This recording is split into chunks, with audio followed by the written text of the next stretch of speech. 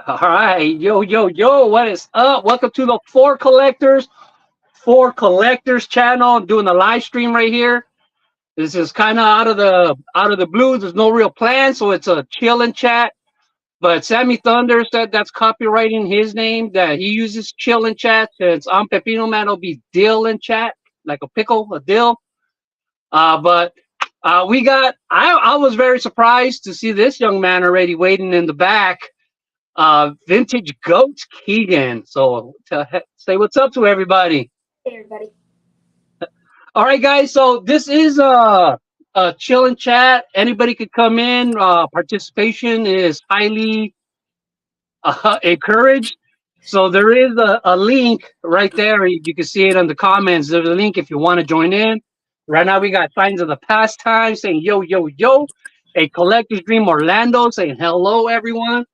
Um, we got 10 people in here right now. That's pretty cool. We got Brent Richards saying what's up to Orlando and all. So we got Stefan A with the PH. Stefan with the PH.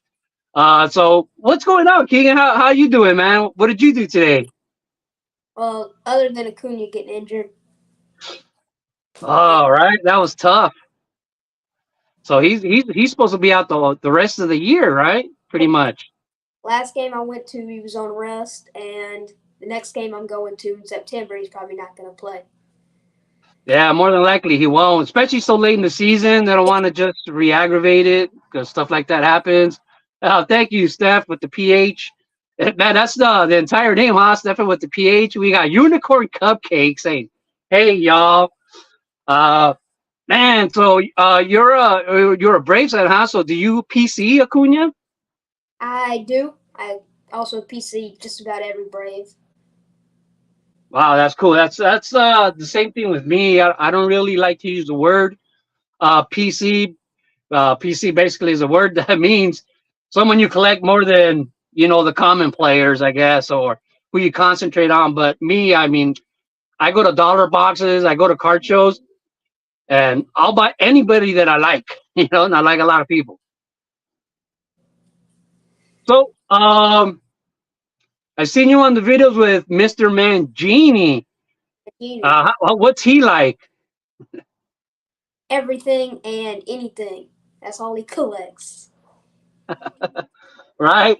Uh, the 70s card show is asking if we're faking our accents. I didn't even know I had an accent. Not faking my accent whatsoever. So there you go. No fake accents here, guys.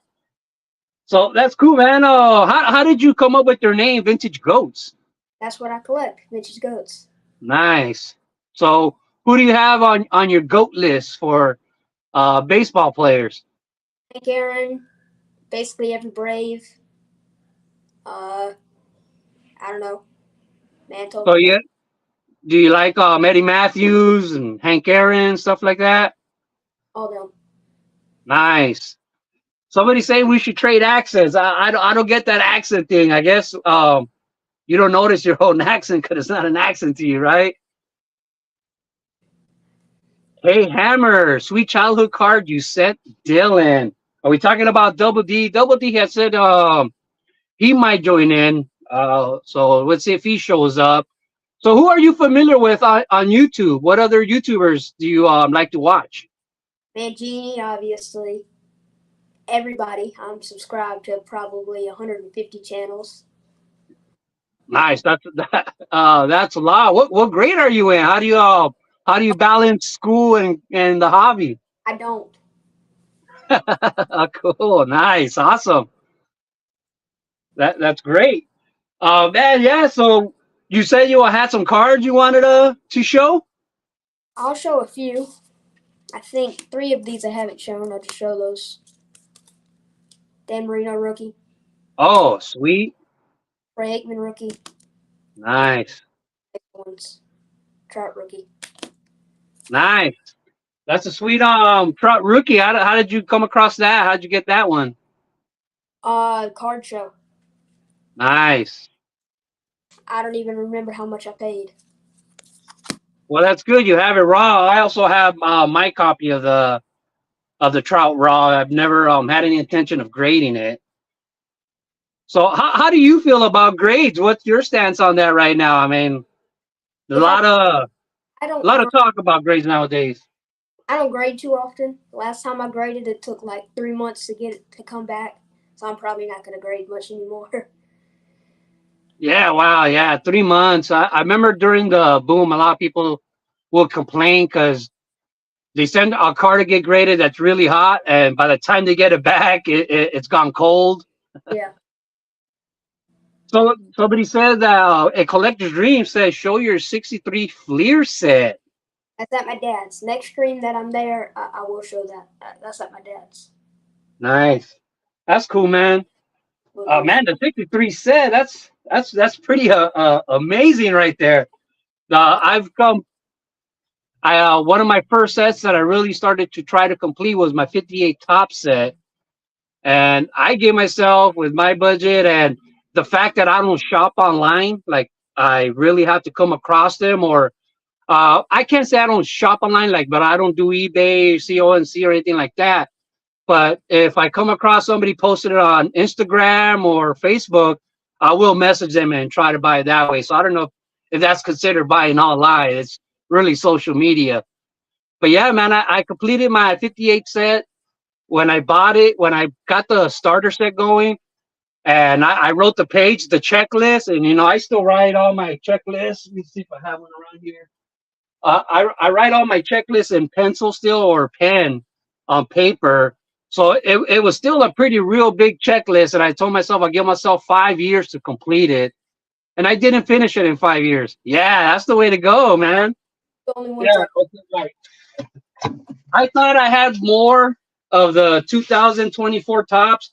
Well, actually, the reason I thought I had more already was because I buy so many packs. But today I opened up all these packs. So I that's why my checklist ended up so big because I'm probably still going to knock a lot off from that list. But here's my 2024. So I still, do it the old school way. So that's really cool, man. It's time consuming too, but it's something that I find that I like. I don't mind when I do that. A lot of times I'll start on a set, like writing, putting them in order, and sometimes halfway through, I'm like, wow, this is a lot of work, and it's taking a long time. But then when I'm done, I get that feeling, it's like, oh man, wish I wasn't done. I want to keep going. So, it's a love hate thing, man, with this hobby. So Pepino, who was ripping packs in the dugout this week? It was Corbin Carroll. He was there with the Blez brothers and the guys from the Blez Breaks. They were breaking cards in the dugout before the game with Corbin Carroll. So I thought that was pretty cool. Like personally, I'm not like a giant fan of the Blez brothers and breaking, but I just had to give them their respect, and I went up to him and told, "Hey, what's up, man? I know you guys from YouTube." I go, "I'm a content creator too." I said, "I'm not as big as you guys are, and not trying to, but just wanted to say hi real quick and shook their hand." So it was kind of cool. Wow, that's a long one from Unicorn Cupcake. Guy at Madison Card Show came in at the end of the show with the 1962 Topps baseball set and a '59 football set with all the stars, offered it to me, but the dealer next to me butted in and got it for 2,000. Well, I mean, did you even have the 2,000, on you? Man, I'm not great with reading all the comments all the time. I'll get lost in the conversation, and I got to scroll back to read them. But we got quite a few people in here. We got Dodger Town 76 Fungo, side of the Pastime Picks podcast. What's up, guys? Mookie Chilson, Collector's Dream. Mark Hoyle's Impossible Dream. So thanks to everybody who's watching, guys. Like I said, anybody who wants to participate is more than welcome. More than welcome to ask questions. You can ask me a question, ask Keegan a question, anybody who appears on the screen. So if you want to get on the screen, we did put the link up if you want to join. Yeah, Unicorn Cupcake said he didn't have the cash on him. Mike Petty is here, my main man, vintage goats with the peppercini man. Are you familiar with Mike Petty? Yep. Yeah, I don't think I've ever been I don't know if I've ever been on live with him or not, but I see him join lately how he's joined a lot of people. We got Lucky Peter card collector. So like I said, anybody who wants to join, you're more than welcome to join. So what is your do you have a favorite vintage set or favorite set period, anything? That probably is 63 Flair. The 63 Fleer? YMJ. Nice. So is that something how did you come across that set? How did you get that set? I don't really know.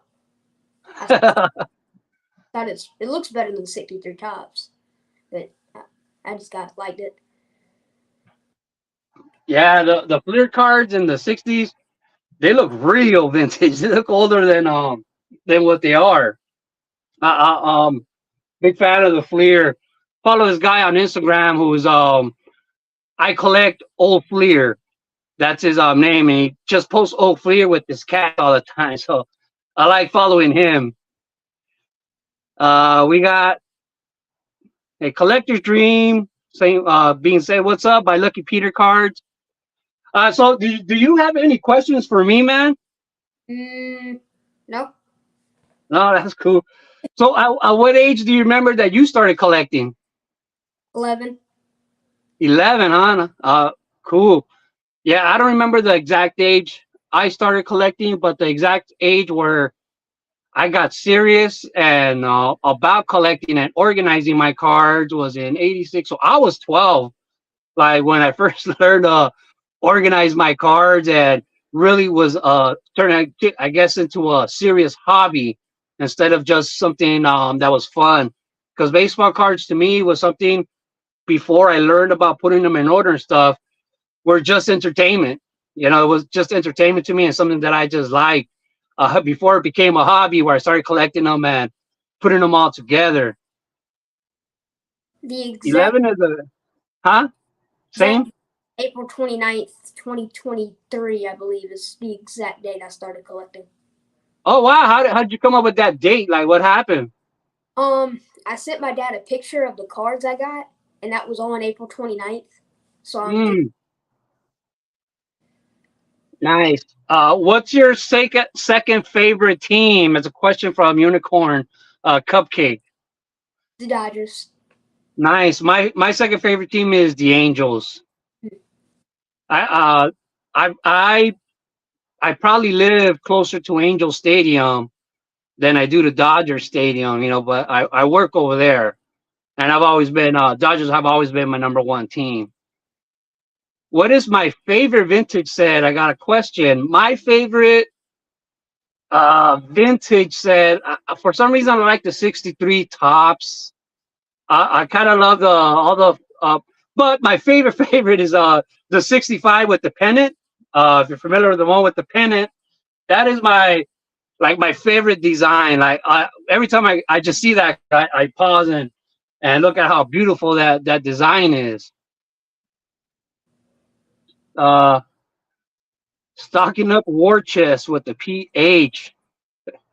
We got Rude Dog 21. Do you follow Rude Dog? He collects. He's a Roberto Clemente super collector. Let me see if I got anything here. Anything Roberto? I got this Roberto Clemente coin. Do you have any coins at all? Anything like a coin? Not any like Tops coins, but obviously I have pennies and stuff. No coins from. I don't think I own a single coin. Let me see. Yeah, there's like oddball. You follow vintage oddball cards? I You do. know, it's interesting to see all the oddball stuff that there is. Like just with the coins, and then you got like these Salada coins, or like that were like plastic, but they're pretty cool. Um, I got 7-Eleven disc. I wish that I could bring back that part of my childhood where we used to go to the 7-Eleven, which is just a convenience store. But back then, for me, when I was a kid, it was a Hangout. It always had like 3 or 4 video games. So it had arcade games. It had the magazine rack. So there was always all the price guides. You could hang out there, read Sports Illustrated. It wasn't such a big thing back then. They let the kids read the magazines. They didn't, ask us to pay. So it was a cool hangout, and we used to break dance outside on the front all the time. So 7-Eleven was a great hangout. But when you would buy a Slurpee, each cup at the bottom of the cup would have a baseball coin. So every time you buy something to drink, you get like basically an oddball baseball card. You get these coins. So that was cool, man. Man, I really do miss collecting as a kid and all the stuff that was available to us. And I hope they bring it back for like your generation. It was something great to experience. So many different car shops that you could go to, because as much as all car shops, a lot of the car shops back then were the same. They were all different. You know what I mean? You had a different person behind the counter. You had a different owner.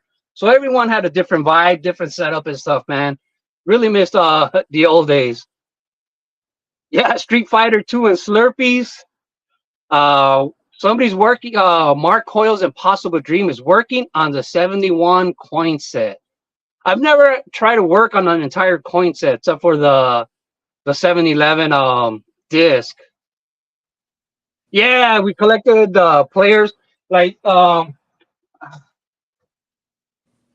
didn't your mom throw away all your coins?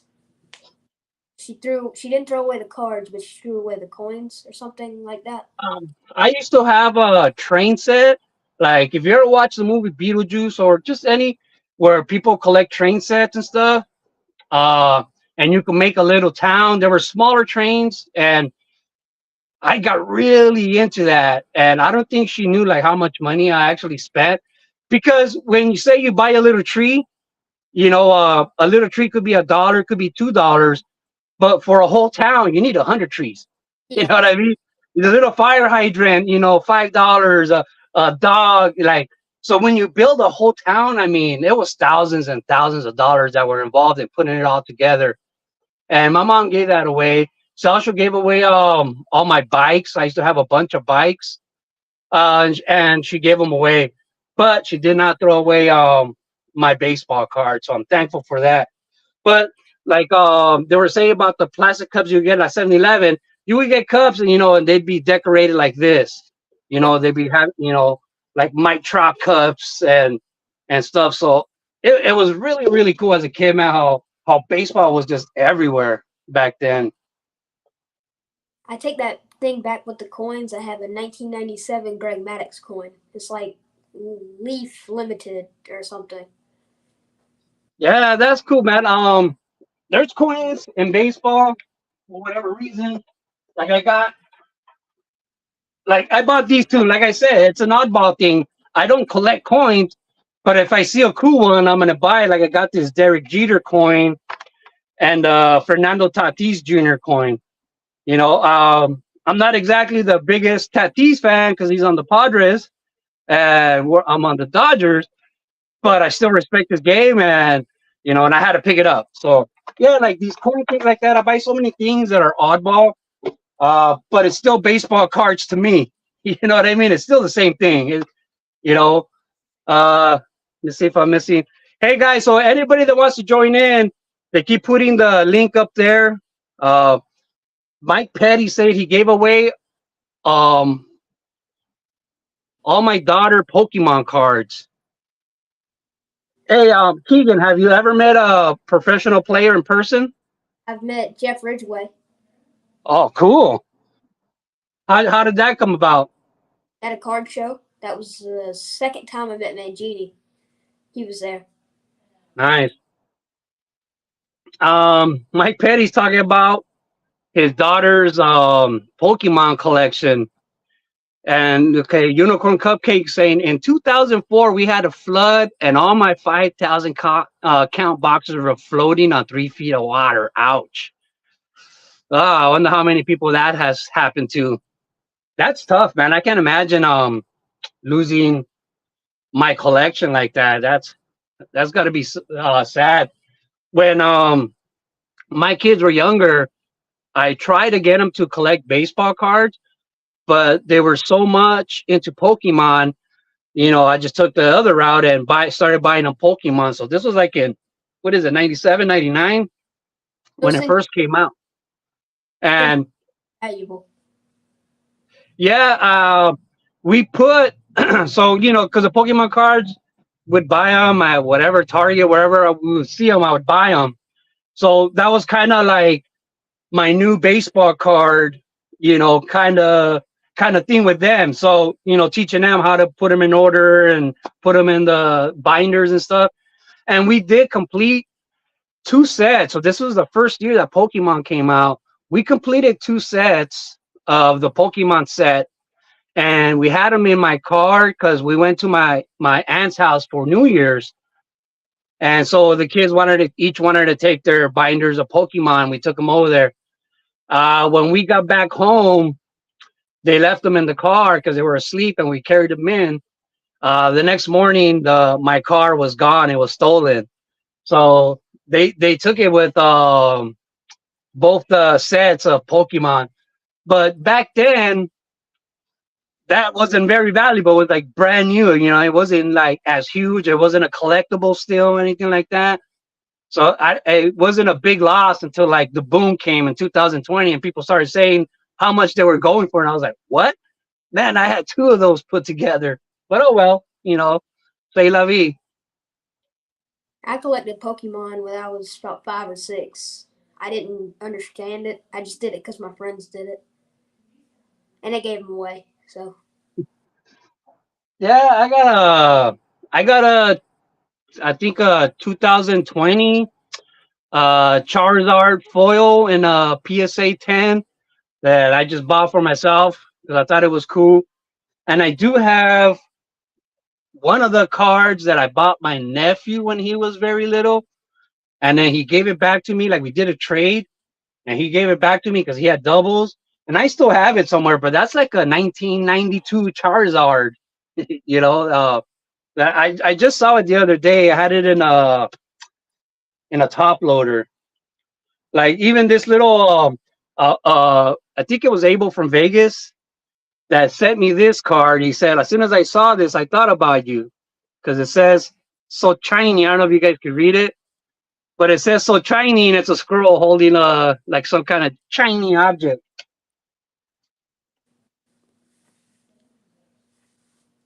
All right, guys, I need to go back and see some of these questions. Yeah, a lot of people they say it's safer to collect like Pokemon and stuff because Charizard's never gonna pull his ACL or anything like that. Oh wow, I missed a lot of comments. Lucky Peter card collector says he has some DC and Marvel Slurpee cups from the 80s. Then Brent Richard said, yuck, unicorn. Mike Petty said that was my first thought. Ouch. Yeah, ouch. uh, Lucky Peter says he still has some cups from the 70s of Marvel. Hey, Keegan, this is the Battery Carlisle Root. Hey, Keegan, I finished a 53 Tops Brave team set. It was a 52. He doesn't really know. Are you familiar with him? yes, I was on a live stream. I wasn't on it, but I was in the chat, and somebody they didn't know if a card was 52 or 53, and I was talking crap to them about 10. Well, yeah, well, I mean, yeah, the 52 is iconic with the little. I don't know what do you. Okay, I want you to describe like what you see with the 52 top set. What do you see? How can you describe that card to me? Which card? The mantle. And the 52 design. Like if you picture the 52 in your head, what do you see? I see the mantle with a facsimile autograph and the Yankees logo. Right? Yeah. See, for for me as a kid, what maybe younger generations can't empathize. Like empathize means like Yeah. you feel the same. Like I don't think you can feel the same because you're probably not too familiar with the old style movie theaters. But whenever I see a 52 tops, it has like the bottom where their name is looks like a movie theater thing where the lights used to go around. So that's what I always think of too when I see a 52 tops. That's one of the first things that go through my head is like looks like a movie theater, like, and then the name in the middle, that's the star of the movie. So the 52 excites me, and I think it's like genius, you know. But I can see now that movie theaters aren't the same. They don't really have like those flashing lights and the stars and stuff. Why you might not connect with that card like I do. You know what I mean?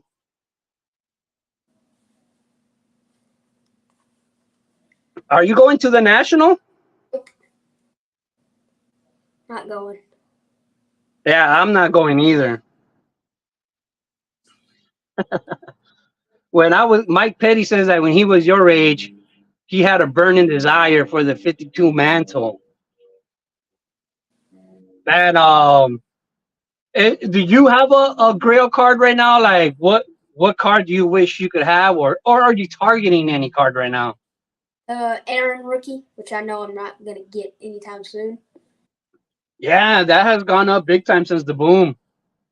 When before the boom, that's what a lot of people used to make videos about how underrated the Aaron rookie was, that it was unappreciated in a hobby. But after the boom, he got a lot of attention, and his card, that card went way up. I also regret not striking, because cards, the hobby right now, like I don't know how you see it, but I see it as really fast moving and prices going up and prices going down. With me growing up, it seemed like prices were, pretty steady. Like, so you see a Hank Aaron card and you think in your head, like you see it for, you could see a raw one for 200 and stuff. You just think it's always going to be 200. It might go up to 220. And boy, the 220 just shatter, that view, that model that we had in the hobby where prices just doubled, tripled, went crazy. So that was one of the cards I do regret buying. I also regret not being able to pick up the Ernie Banks rookie. That's also in that set. That's a great card that I also wish I had. Unicorn Cupcake is asking if you only collect baseball. I used to collect a lot of football, and I've kind of shifted over to baseball, so I collect a little bit of both. Nice. Who were you collecting in football? Bills, Josh Allen, was Stephon Diggs, all them. Nice. I have a pretty big football collection. I don't collect it as much as I used to, but I do have some. I have a whole row of binders on one of my shelves. The whole bottom is nothing but football, but it's mostly 80s and early 90s. It's a Jeff George second-year autograph, $2. Oh, that's a great buy. And then Jim Kelly sticker rookie. That's just right next to me. Right. So you have any interest in basketball? Not really. No, not really, huh? Do you watch sports? Oh yeah, I watch sports. I watch just about every Braves game I can. Nice. Is that easy for you to do? Yeah, it's pretty easy. Yeah, like in Los Angeles, man, it's very hard to watch every Dodger game because there's so many blackouts. There's Like so many where they only offer it in this channel, so you can't have just one channel and watch all the games anymore like it used to be. But that's nice. I one of the my first card. This is a basketball card, but one of the first cards that I ever picked up, and I remember this was like $10. Is like, check out this basketball card. It has like all the big stars. It has Kobe. It has LeBron, Durant. It's got Dr. J. It's got some veterans. But man, for $10, this was like one of the first relics that I ever bought. I used to see the relics in baseball, and I thought they were kind of silly for me at the time. I wasn't a big fan of them. But when I seen this card, and I was like, "Whoa, look at all those people it has!" That kind of started me buying relics. Do you buy any relics, memorabilia, and stuff like that? Some, not much. Just depends on the price. But that for $10 is it's a great card. Yeah, that was like in 2006. It was so long ago. Yeah, like I said, you think the hobby's gonna be, the way it is forever, and now it changes so much, man. It's interesting. Like as a kid, what would you say the state of a hobby is right now, or do you even care? Do you even have a thought? I do. Right? That's good. I try not to, man. If you're a fan of Mangini, you hear like he'll have rants. They do this, they do, and that's the way almost everything that he says. I kind of feel the same way, but I can't bring myself to just make videos, letting it out and venting. But yeah, man, it's better not to care. As a kid, pretty much until I got on Instagram, I really didn't know anybody else that collected cards. I didn't know anything about cards. I didn't know all this Chinese stuff in the 90s because if I didn't see it, I just didn't know about it. I didn't have a channel to watch and learn. Now there's so many channels you can watch and you see what they have. Back then, I didn't see anybody else's collection but mine. That's all I ever saw. So it's cool. Like as a kid now, I don't know if it's an advantage or a disadvantage for a kid to have so many options where I mean it's probably kind of cool. Like, do you enjoy the fact that you can watch so many videos and watch other people's collections, right? That's cool. I just never had that available to me. One of the Uh, first, Go you go, ahead. you go. It's fine. Well, Unicorn Cupcake was asking, what's your favorite Jay Buhner card? It's 1992 tops. Did he? Try to think of which Jay Buhner card it is. I have in my head where he's running with his head down and he's like throwing the bat, like he just got a single or something, and he's about to hustle. I almost Did he? want to say 89. Is he in 89? Did he play for the Blue Jays? Yeah, that's what I'm picturing in my head. I feel like he's played for the Blue Jays. Jay Buhner. Where did he play? I don't know. Yeah. I feel like Yeah, I'm picturing that card. A lot of times when I hear baseball players' names and stuff, that's right away that what comes into my head is their baseball card. You know what I mean? I don't know if you think that way too. Let me see. Now the M's upper deck. Nah, the M's upper deck, 91 through 93. so. Yeah, Mariners. So it was a blue team. I was thinking it was Mariners, Blue Jays, Dodgers, blue team. Yeah, I don't know why I have that picture of Jay Buhner running. I know that's one of his cards that's just a picture that comes into my head. Uh, yeah, and Seattle, I guess. The first All right, five. guys. So any questions you guys want to ask me or Keegan or anybody that wants to join in, you're welcome to join in, man. This is just a chill and chat. What's everybody been up to? What have you bought lately? I've been buying a lot of singles, $2 cards, $1 cards, and a lot of retail packs, man, which I shouldn't be doing, but that's what I've been doing. I've been trading and buying a lot of playing days errands. I want to complete that run, but I don't know if I'll ever get the rookie. So okay, so with you, Hank Aaron, I I have like a really small, PC of Hank Aaron. I don't have as many Hank Aaron's as I should. But in what year was that? 1974, I think. I 74. think it's a 1974 where they have all those cards in the front. Do Yep. you consider that part of the PC? Yeah, it is.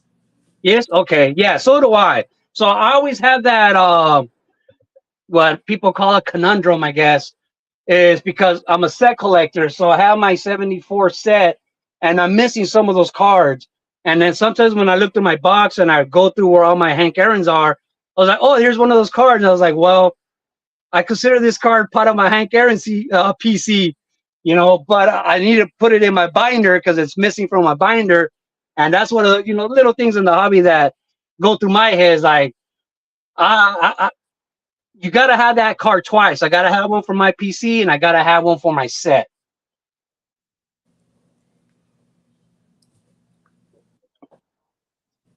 Collector's Dream said he used to wash cars when he was 12. Unicorn Cupcake said he did a paper route. Are you doing a collector's dream? Wants to know, Keegan, because he's saying he used to mow lawns and wash cars to buy cards. Do you do anything extra to buy cards, or I clean around the house, but where I live at my dad's, or here at my mom's, you can't really cut grass. It's more of an apartment, so you don't really cut grass at an apartment. And at my dad's, it's kind of in the country. So if you knock on somebody's door, you're probably going to get shot. So there's no snow, and nobody really washes cars. There's not much stuff like that around here. Yeah, I'm gonna tell you the story. The only small town story that I have, but this was like a really, really, really small town.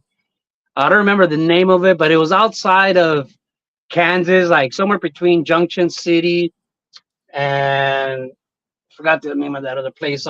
Selena, Kansas, like in the middle. But I had a friend who was in the army. He was renting a house. Him and a bunch of other couple army guys. They're renting a house, and this was in a real small town. But when I say small town, I mean it looks like there was like 20 houses, and that's all you see, and there was nothing else. It was really small, and we were having some beverages, and it was already like 2 or 3 in the morning. And I don't know if you know what a keg is. It's a big metal container, that they sell beer in. And we had a keg. So when we ran out and the keg was empty, my friend had a truck. It was a little Datsun. He had just bought it for like $200. It was a real beater, but it worked. And he had it parked in the front yard. So we would climb up on the roof with that keg, and we were playing basketball, trying to make it into the truck. And man, that thing was so loud. It was so loud, the keg hitting the back of the truck. And then sometimes it would bounce and fall off. We go get it again. We were just playing basketball. She was the first person to make 10. And then a cop came.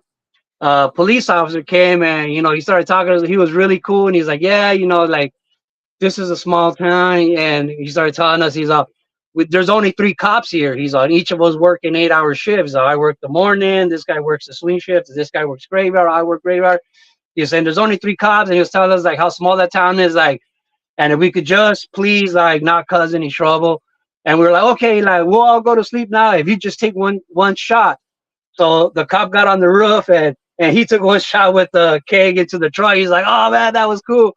And so we made a deal, and then we all went to bed. But that was like the first time that I really, really seen a small town where they only had 3 cops and each of them only worked one shift.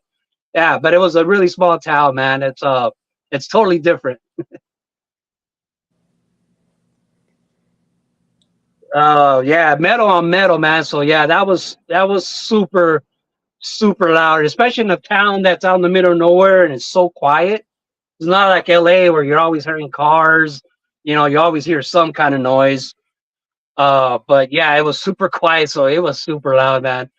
But yeah, that was my only small town story, man. It's fun. So your dad, he lives in the country, huh? What's there to do around there? Pretty much go to McDonald's, come back, nothing else. That's all we have in our town: a grocery store and McDonald's. So Unicorn Cupcake wants to know what we think is the direction of the value for pre-war cards It's in the next 10 to 20 years. going up. Going up, right? It has to. It's funny. You recognize these patterns, even though I didn't really believe they would happen. But when the boom happened, it was only the modern, ultra modern cards that were going up, and then the vintage started going up behind them. Then after that, it was like the PSA nines, and so vintage started going up higher now. So eventually, I think the pre-war will go up big time too. But it's hard to predict because I feel like all these moves are happening because there's so many people that are coming into the hobby. Um, One of the things that Mike, baseball collector, used to say, like he was saying this like 8 years ago, and I always thought about that. He would say, "There's only so much money in the hobby," you know, especially at the time where it seemed like the hobby was small, like it was way smaller. There wasn't that many. There weren't any influencers back then. There wasn't so many channels, over 1,000. Everybody was a small channel back then, and he would say, "There's only so much money in the hobby." So we always thought about that, like, hey, do you think this car is going to sell for that much? And people would be like, no, no one's really that, you know. But then after the stimulus checks came and after COVID and all these sneaker flippers came into the hobby, and then just Gary Vee brought like outside like millionaires into the hobby. And just like what Mike said, there's only so much money in the hobby. So prices kind of stood the same. But now all of a sudden, millions of dollars came more into the hobby, so they could afford to pay more for these cards. So I mean, if that trend keeps going, I see pre-war going up. But what if it doesn't? What if a lot of people just start leaving the hobby? All these flippers and investors, will it go down? But I don't know, man. I just got to say I don't know. I think it will go up, but I'm not. I'm not 100% sure. I get to go down, but it's probably gonna go up. Yeah, man. I think so too. Crazy prices for modern. Yeah, Wembyana basketball versus the Ruth Wimby, baseball cards.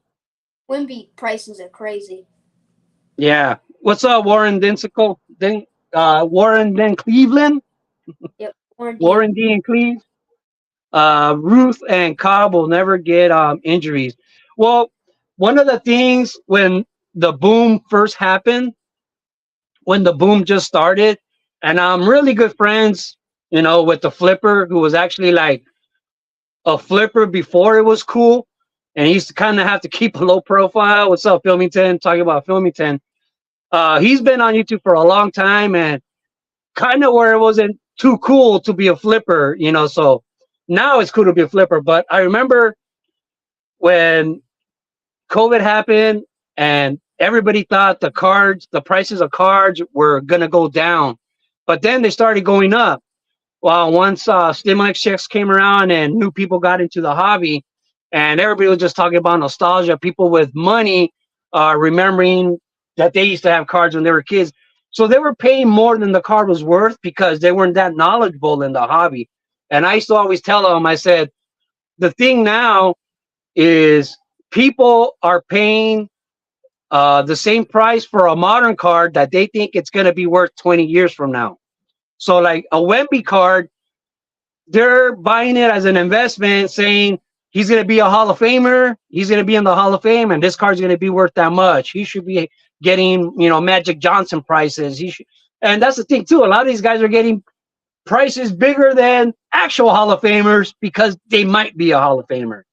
They might be.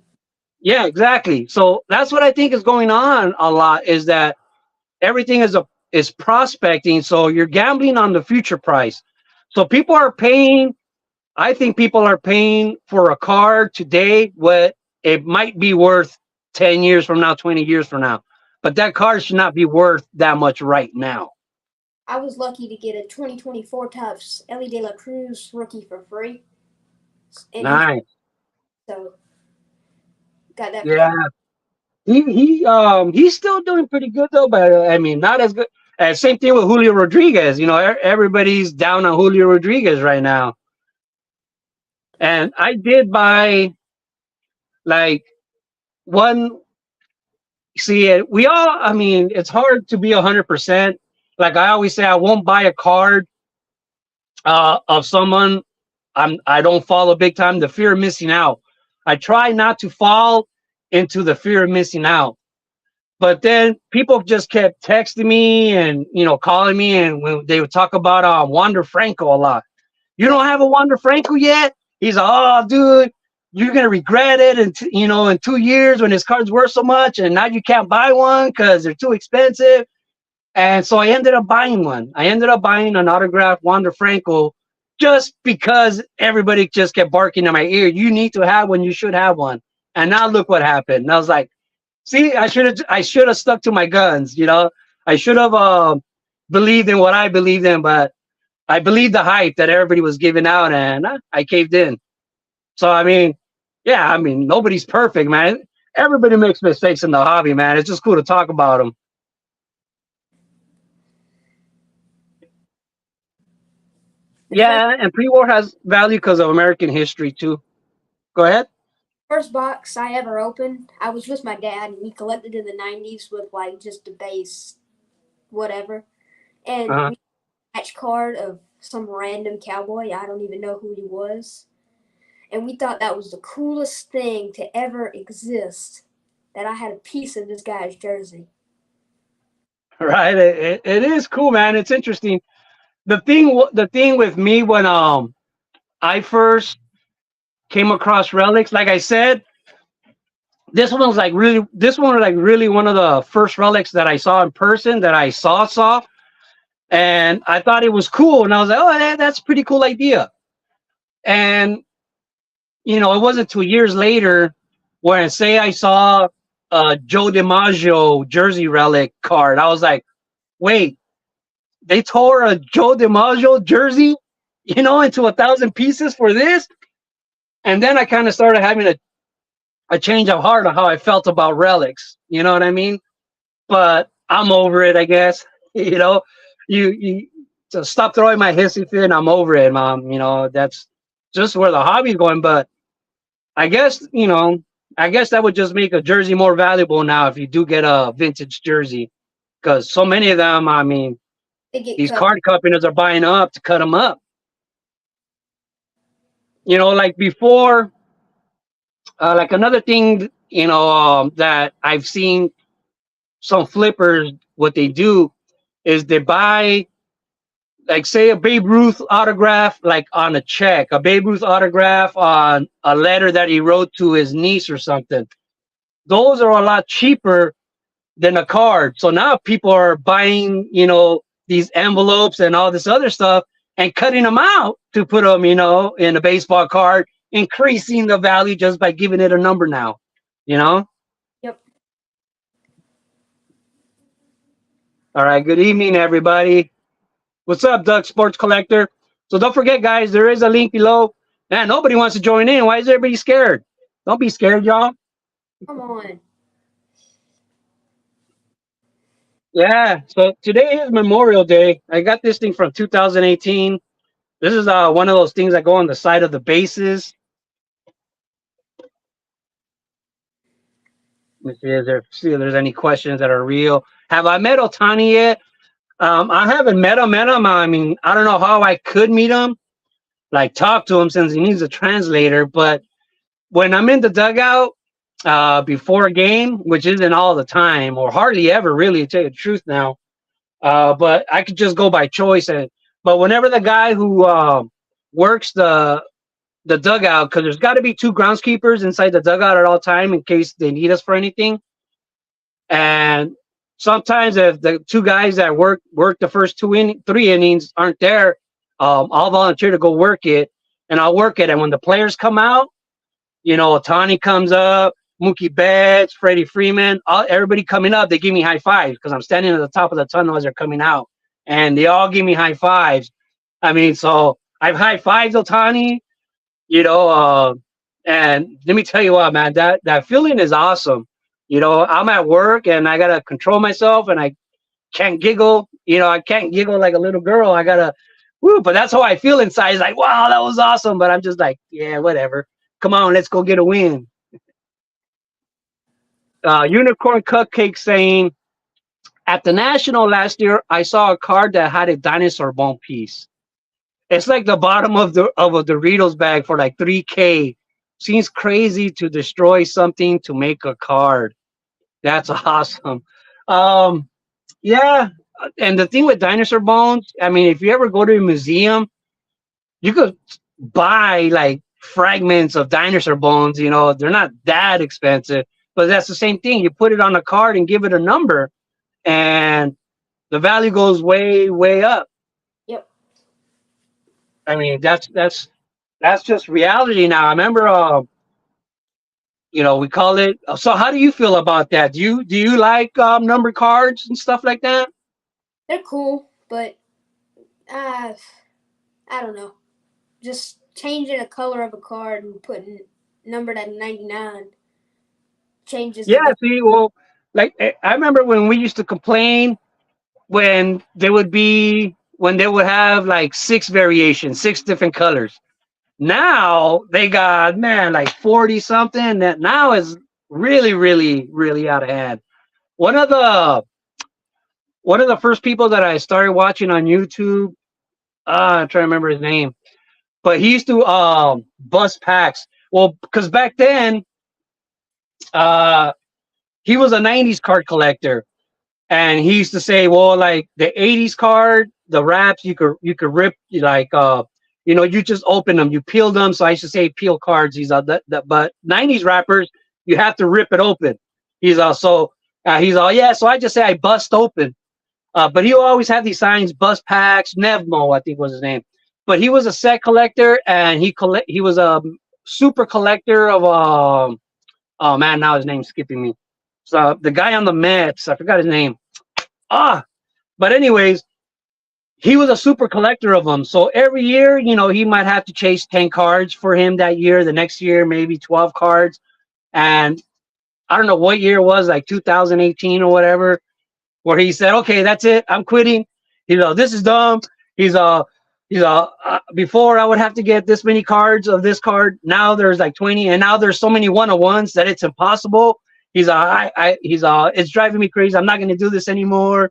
So he stopped, and he was also a set collector, and like that kind of triggered him. And he used to have his sets just like me. And then one day he made a video showing his closet, and his closet was just full of 800 count boxes. He's out. I took all my cards out of my binders and I put them in these cardboard boxes. And he was like, "Oh man," I was like, "Oh, that was like my hero. That was like one of my YouTube heroes at the time." And he just had enough of the way the hobby was going. Man, it was crazy.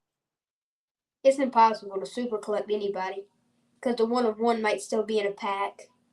It lost somewhere in a Yeah. box.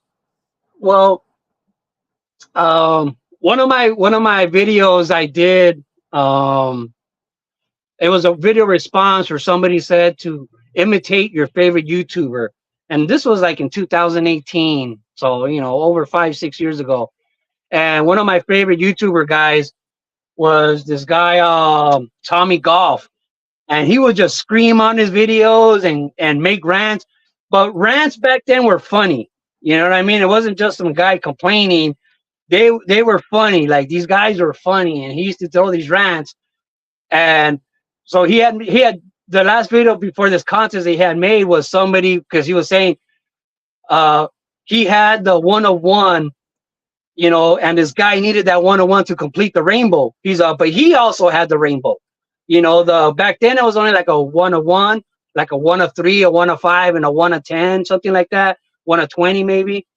Uh, but he completed the rainbow, and somebody else that needed the one to complete their rainbow, like found his address and gave him a call and called him and said like, "Hey, I need that card for my set." And he's like, "Oh, so do I." The guy was like, "No," "I need it for my set. I'm a super collector. I have all the other ones." He's like, "I need that one." He's like, "That card belongs to me." And he was like, "Screw you. It doesn't belong to you. This card belongs to me." So in my video response, I'm imitating him, and I talk about that. Some guy calls me, and he's telling me, "Hey, I need that card for my set. That's it. That belongs to me. Like it's mine. Like I deserve it." But yeah, that's one of the things about completing a set, man. If you don't have the one-on-one, it's over. And only one person in the world can have that one-on-one. So that's a tough spot to be in. Yeah, David Wright, Purple GT knows what I'm talking about. Yeah, Nevmo, David Wright. Man, Devil, right? Like, it's a trip, man. Like so many people that were hobby heroes to me back then. He was like one of my main guys that really there wasn't too many people back then that collected sets, and he was one of those guys. And yeah, and then when he put them all in the cardboard boxes, broke my heart. It's not many people do this anymore. You know what I mean? It's a dying breed of us people that put cards in binders. So G's Mikey, are you familiar with G's Mikey? Like he quit last year too, putting them in binders, and he started taking them out of binders. But thankfully, he saw the light, and he's back to putting them in binders again. Yeah, Warren, demo. Yeah, go ahead. Warren D. He's missing the 2018 35th anniversary at a 25 Jose Ramirez to complete his rainbow. You can't find him on eBay, so I don't know how. Yeah, well, it's like one of those things to it's who knows. At least you guys could search on COMC and have your computer like look like. See, that's the problem with me.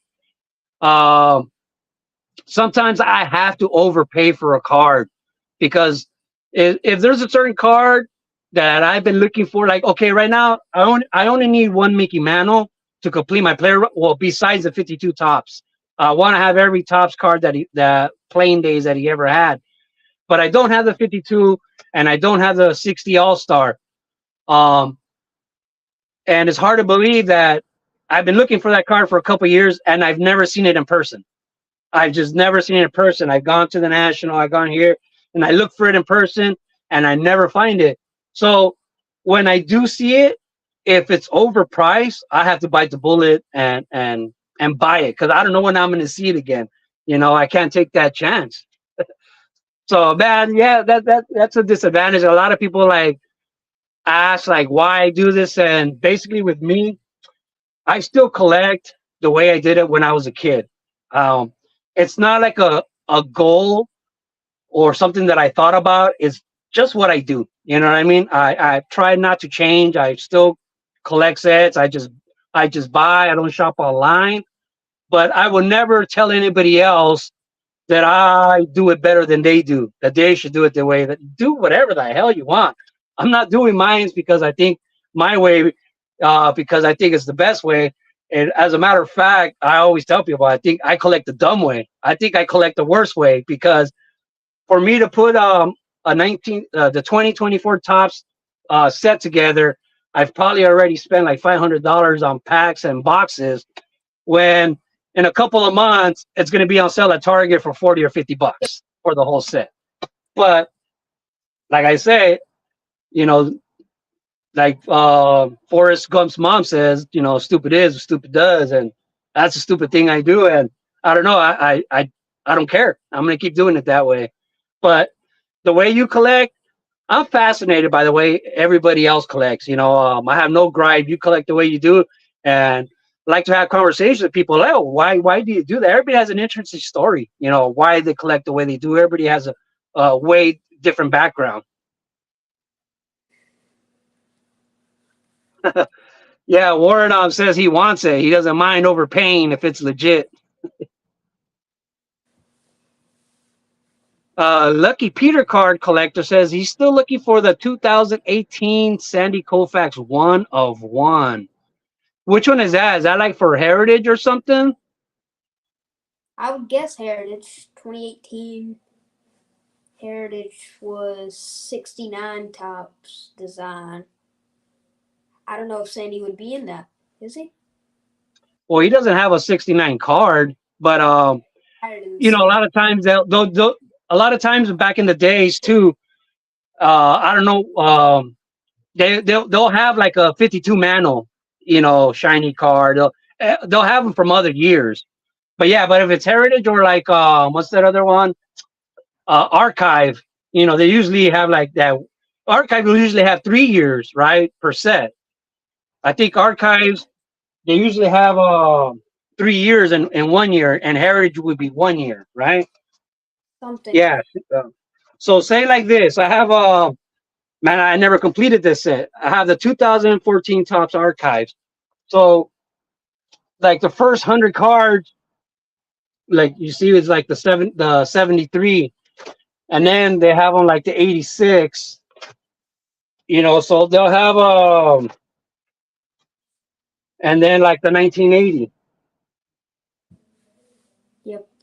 So they'll have archives has three different vintage years, in one set.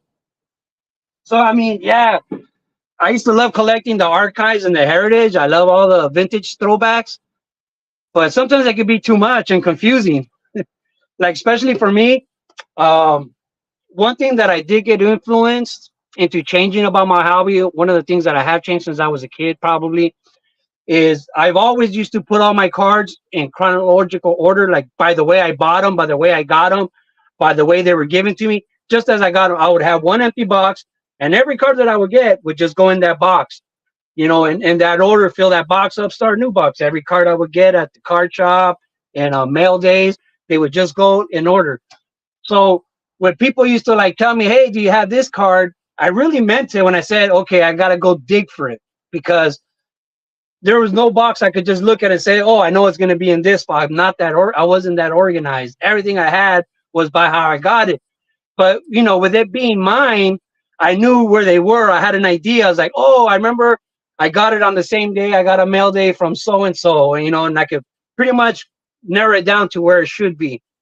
But somebody had a VR contest about organization, so then I started putting all my cards in order.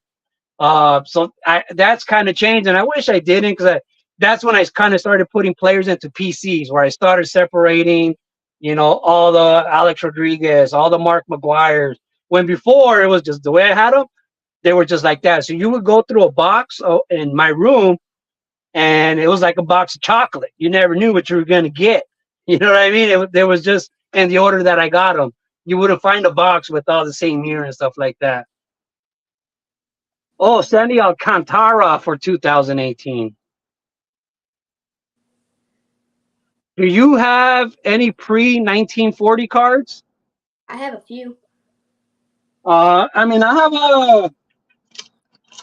Let me see if I can find it in here. I have a few. I traded one. This is a 41 play ball. I traded one. Uh, I have a 33 Gaudy Billy Urbanetsky off the top of my head. I mean, I have a couple of tobacco cards. I can't even find them now.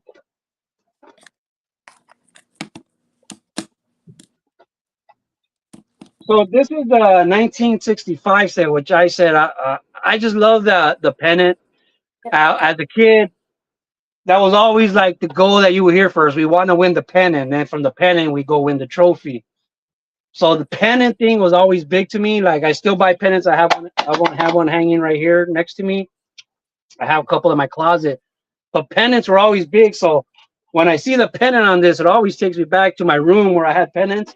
Like the pennants back then, you could put them together. I would buy so many, and you would make a circle like a pizza with them and stuff like that. I just thought it was the coolest thing, man. So I love that 65 with the pennant action on there. I'm trying to. What was I looking for? Yeah, man. Shoot. Cause what? Oh yeah, I was looking for some of my Ah. Yeah, I can't find any of my tobacco cards.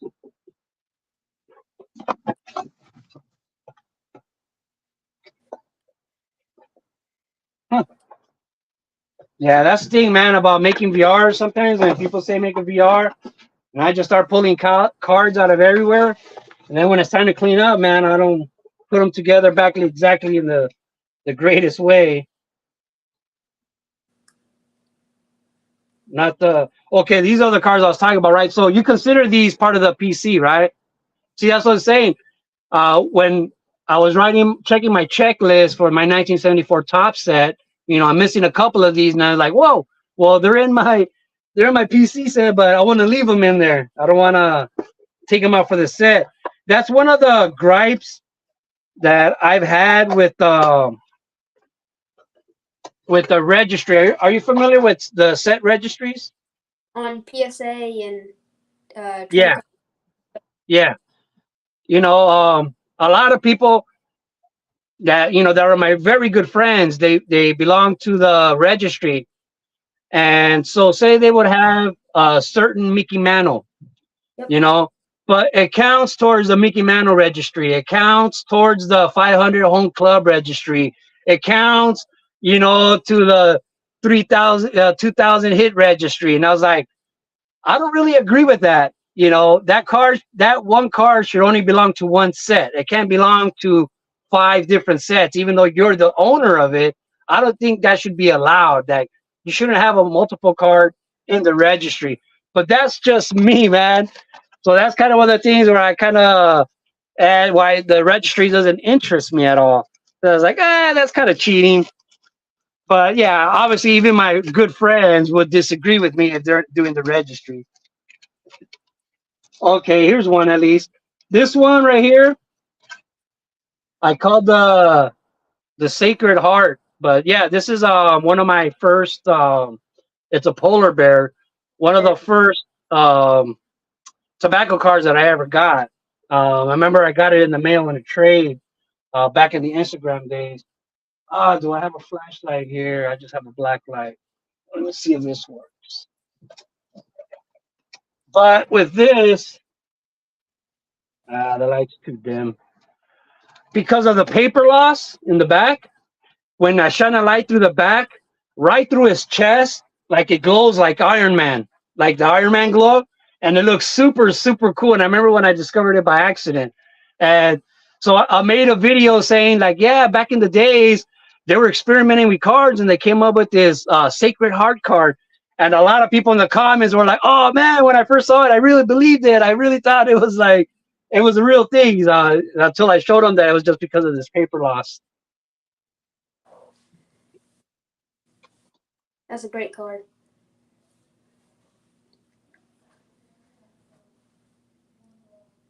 I missed a lot of man. A lot of people saying you're a very smart kid, beyond your years. Warren says he's not a registry, guys.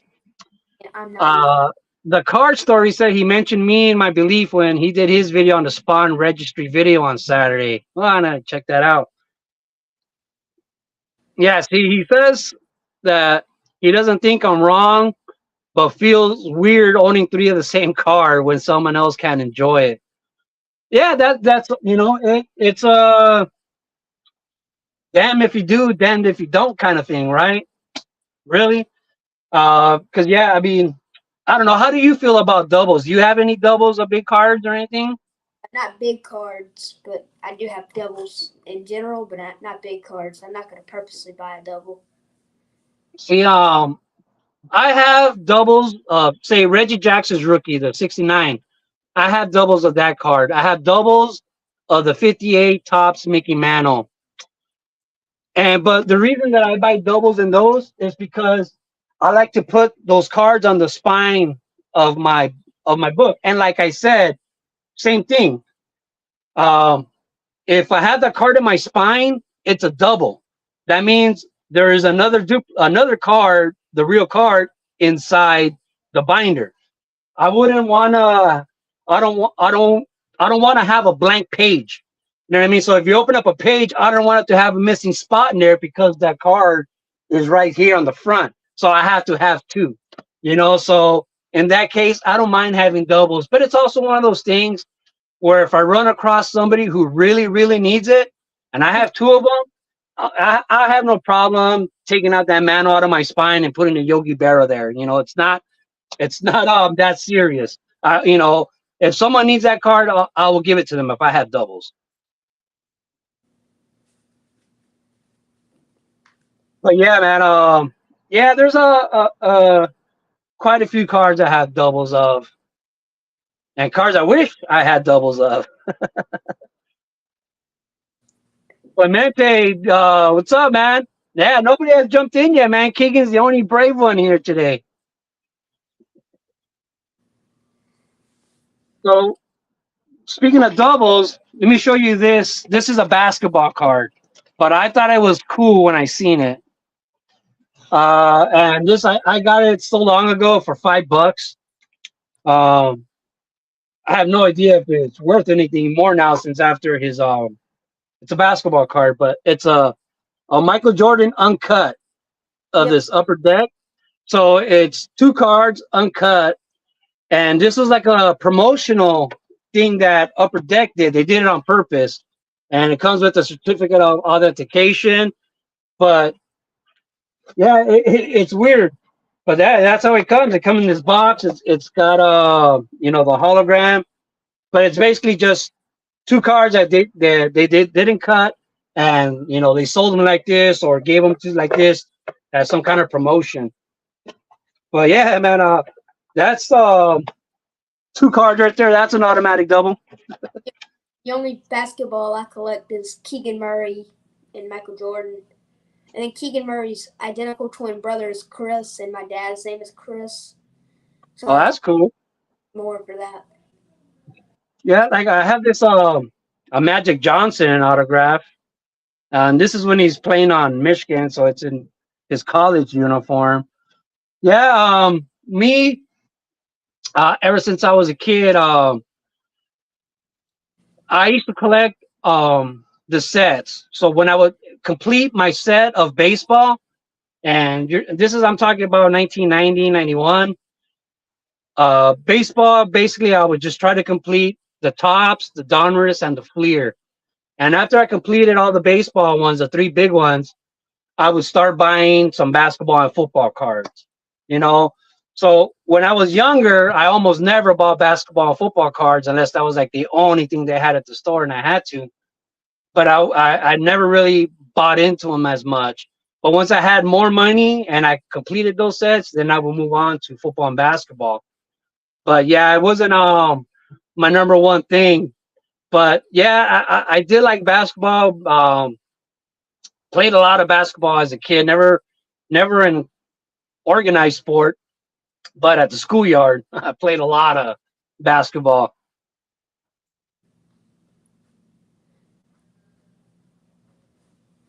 Trying to see what's cracking right here. Feel I bought a couple of oddball items. That's Doug. Cool. Oddball items are getting around. Man, it's crazy how much Rick has popularized the oddball stuff. I that again too right there. That's a good and a bad thing because back then nobody cared for a lot of the oddball stuff. Not a lot of people cared about the ticket stubs and stuff like that. But all that has gone up in price now. So and I'm a hoarder. You know what I mean? I like to buy as many things as I can.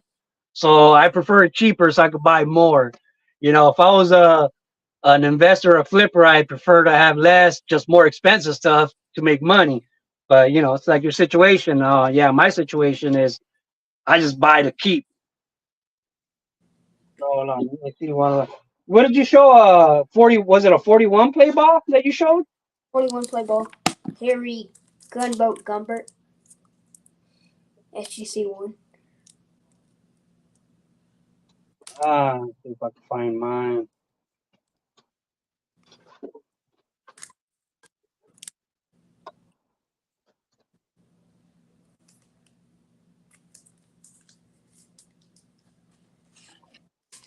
Oh, I can't find mine right now. Yeah, like this is like one of the very first Sandy Koufax that I bought. And I didn't care about condition, man. I was so happy he owned the card. I mean, most of my vintage cars that I first bought were beaters, and I just did not care at all that they were beaters. I love them just the same. Yeah, see, like Fleer, like one of these Fleer cards, right? Like Yep. this just looks like a 1920s or 30s card to me. But Fleer had that kind of that look, like they were still old school the way they were making cards in the 60s.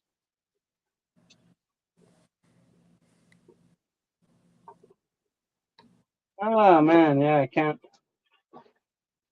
find my play ball. Cause what play ball had, what was it, 39 and 40 or 40 and 41, where they're basically the same card, but one was black and white, and then the next year they were color, right? Okay, 39. this It's just black and white with no name, and 40 is the same thing as 41, just not in color. Yeah. Yep, See, that's. so I have this 41 play ball. I didn't know he had a 41 play ball. Thought he had. Yeah, the Jimmy Fox. I haven't had this one for a very long time. I knew he had a 40. I just didn't know he had a 41.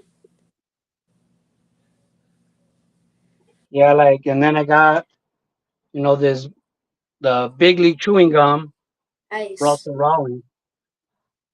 Same thing. It's one of those things where I love certain sets, and I don't have the budget to buy a big card. I'll buy a card of a nobody of certain cards just to have, that design. Like that's close thing I'm gonna get to a Babe Ruth right there, with that card. Like another like I said, Fleer man in the '60s, they were just making cars that looked like they were super vintage. Like when I first saw this car, I was like, man, that's like from the '30s, '40s going on. And then, and it's not. But they had that appearance, man. Like they kept it old school. Like I also have I showed this in well, this is an oddball right here, this Mickey Mantle, What is that? you Top know. 64? Yeah, it's a graded a 660, it's a 64. Now I always wondered because it has like a little bit of rust on it. So I always wonder, like, does that rust get worse over time, or has it got worse over time? You give it a grade, but is will they get worse over time? I don't understand how they grade them. Yeah, it's kind of odd, right? Like these scratch offs. I don't know if I have the whole set. Like I made a video the other day, and I said like I gotta look into this because none of these are scratched off, so these are all in great shape. But I need to start working on see if I can complete this set because I'm just missing like some of the huge Those names, man. But these are cool vintage products right here. those things are expensive, graded in decent condition. Yeah, I can imagine because I mean those don't look bad to me. To a collector, they never look as bad as they're going to a grader. So they don't look that bad to me. To me, in my head, I'm thinking, those would be 8, maybe a 9. I guarantee you. I'm pretty sure PSA guy looks at them, this is a 2. This is a 1. This is unauthentic. I saw a Hank Aaron and a 4 from that set for like I want to say $100. So it's a pretty good set to get low grade, expensive cards from. Topsaholic. Who's Topsaholic? Are you familiar with the Topsaholic? Who's that? eBay seller. He has like Okay. 9 tops, Nolan Ryan's, and like a PSA 7. He'll mark them up to like $300 and then put them at Wow. 6% off, and then make them like $50. Something. That's what he does. Wow. Yeah, man. Familiar. Ah, it's a tough world, man. It's a tough hobby. And, that's the thing with me is like, I hear like the car story talking about like, you want to be a gentleman in the hobby. He'll feel guilty having 3 of the same card when there's other people that need them. Yep. Man, but there's so many other people, man, and out here that do not feel the same way. Who are out. But in any sport, any hobby, any culture, any job, you're gonna have so many. Everybody's different. You know what I mean? There's no way you could have everybody in the hobby be angels. You're gonna have your guys that are evil. And the one of the things with me is I try not to make rant videos or call guys out. I might have it in private conversation, say, man, I think what this guy's doing is wrong, but I'm not gonna make a video about it. But at the same time, even if I met them at the national, um, I wouldn't confront them and say you're a bad person and like you just do what you do, man. I just won't buy from you. I'll try not to associate with you in that way. But yeah, man. Yeah, you're gonna get that anywhere, any job, anywhere. So many different personalities. You can't. There's gonna be people out there, man. That try to take advantage of people practically.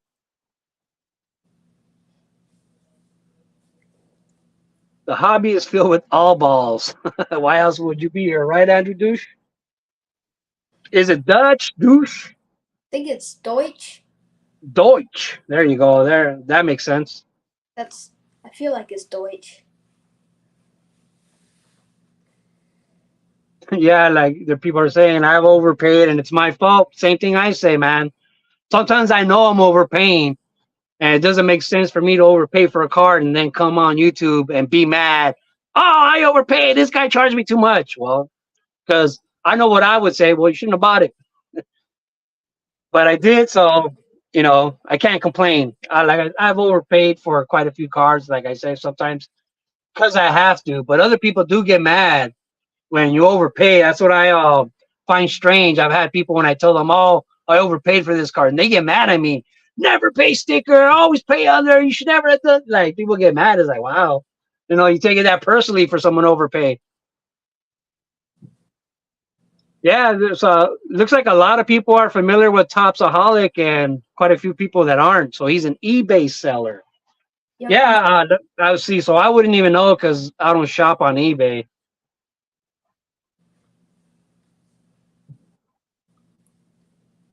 Keegan, did you read that from Unicorn Cupcake? What do you think is the card that you overpaid for? Card I overpaid for. I might even overpaid for this.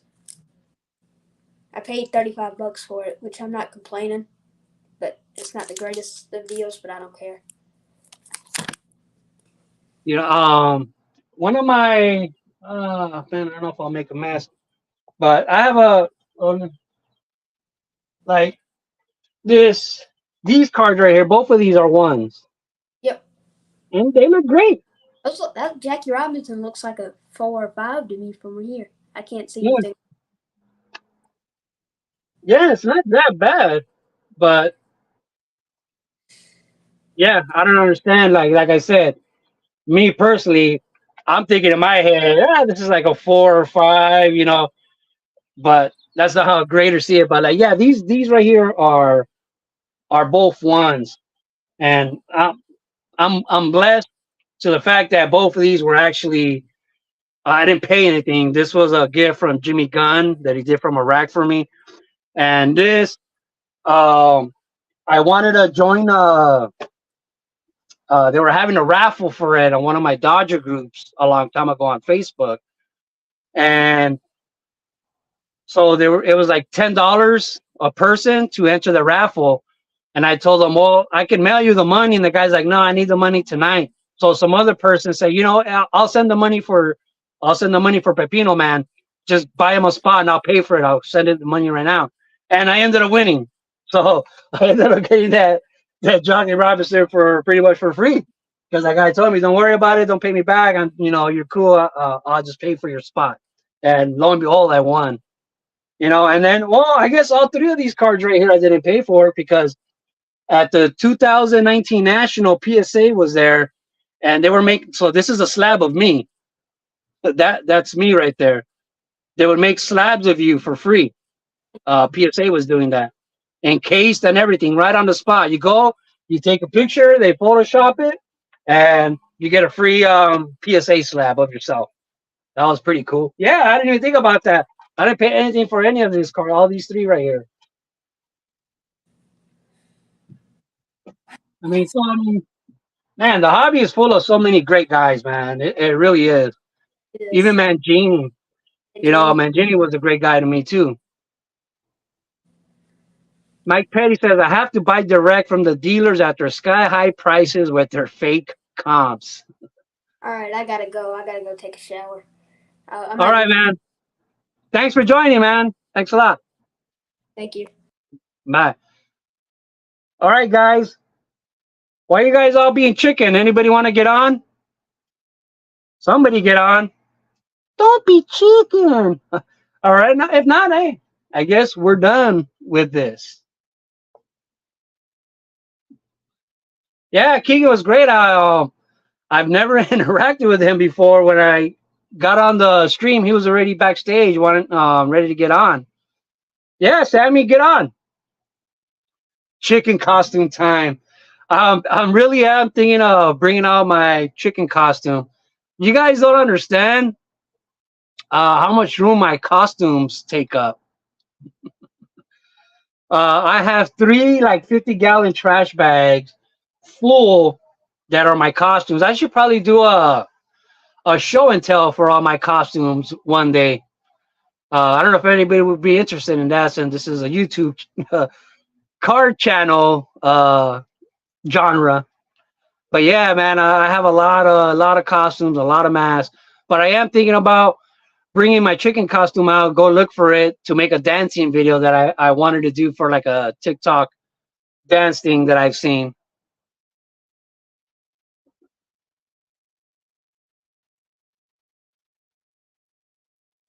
Everybody's still lurking, so we'll see, man. Yeah, it's still daytime. I mean, looking outside my window, it's still daytime right here in Cali. You can see my blinds.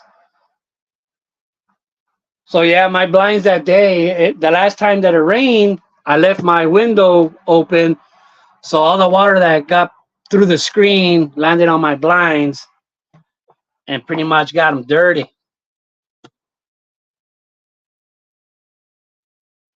Do I have any Opeachy sets? No. All right. I don't have Opeachy sets, and I've never wanted to. Let me see. I'll show you something though.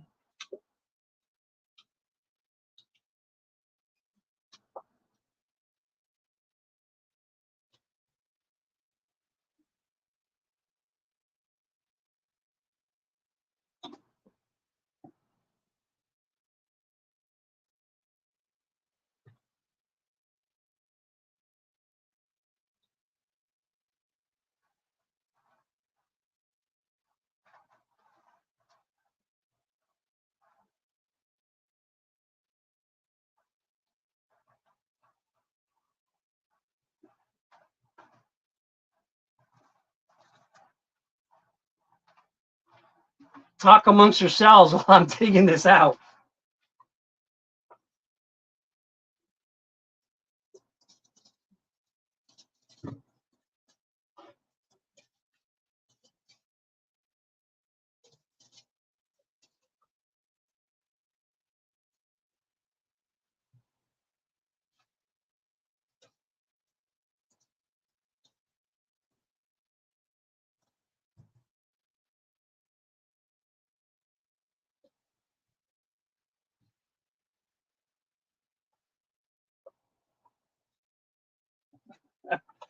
All right, guys. Woo! See what I mean? When I gotta dig out stuff, I gotta dig out stuff. Always pressing the wrong one. Hey, what's up, Sammy? What's up, man? Felt like I'll be the second guest. Yeah, people are waiting for an avalanche of calls. Oh, cards to fall right now. I was looking for this. Yeah, so they just asked me if I collect Opeachy sets, and I don't.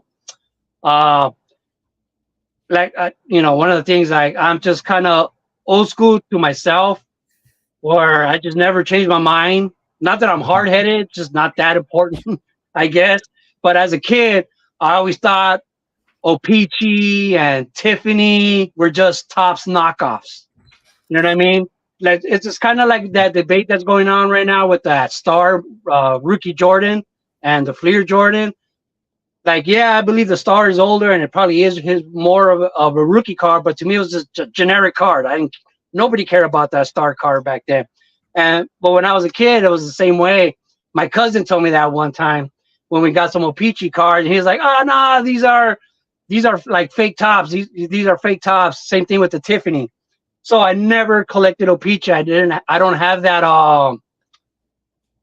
want, to search for them, or that I don't care if they're rarer. I don't care about. I'm just not an Opeachy fan, because to me they're knockoff tops. But that doesn't mean I hate them. You know what I mean? Yeah. I remember when I got this. I posted it when I got it. I was like, wow, because I went to my LCS and they had this, and I was like, hey, how much for this box? And the guy was like, give me $20. And And I said, all right. And then when I took it, when he gave it to me and I took it to the counter, I said when I was at the counter, I said, oh, it's a peachy. And he looks at it. He's okay, give me 10. I was like, what? So I got this full box of unopened. They're still dusty because I had them on display of unopened 1987 Opeachy box for $10. This was like last year, maybe 2 years ago. Everyone's asking where all the cards went. I have them in a safe, so that's why they're not behind me. But $20 for an Opeachy 87 wax box, I think that's pretty. Yeah, it's one of those things where I didn't even know that they were worth more till people start, writing in the comments. Wow, you really came up. Like you could have a couple of Barry Bonds rookies in there, like which I knew, but Theo was saying that shouldn't they be cheaper in '87?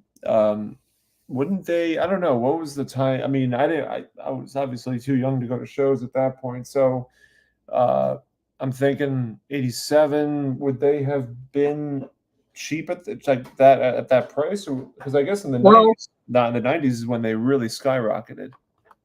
Yeah, like in '87, the packs were 35 cents each. Yeah, but like in the 90s, I remember. I guess what was it? I guess like to me, what I remember is like the Donruss '87, the Maddox, the McGuire, the McGuire especially. I mean, that was a huge card to get the rated rookie. Yeah, the Maddox went pretty well. Did pretty well too. Yeah, because Donruss, same thing. The Leaf to me was like generic knockoff of Donruss, and stuff like that. Yeah. But the 80s, I mean, now you go to any flea market, those 87 boxes, they're kind of, they're tough to pass up sometimes just because. Yeah. But at the same time, it's like it kind of goes to show how many boxes were made because, I mean, I think I've gone through maybe 7 or 8 boxes and I've ripped packs, and it just makes me think, it makes me realize how many more are out there.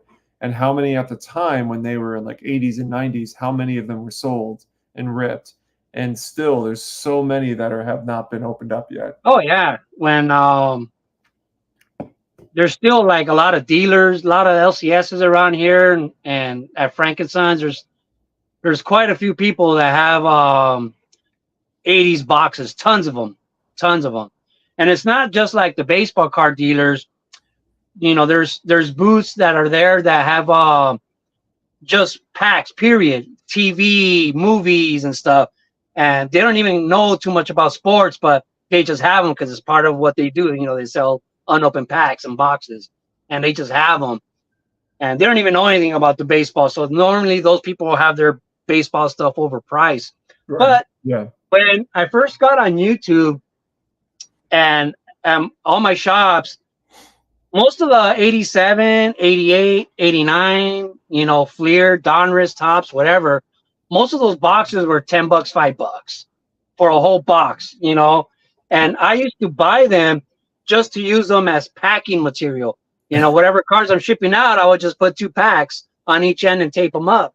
So and I would use them for and people always be like, oh, look, you sent me 88 Donruss. Let's see if we could get this card, let's see if we could pull that. Got an 87.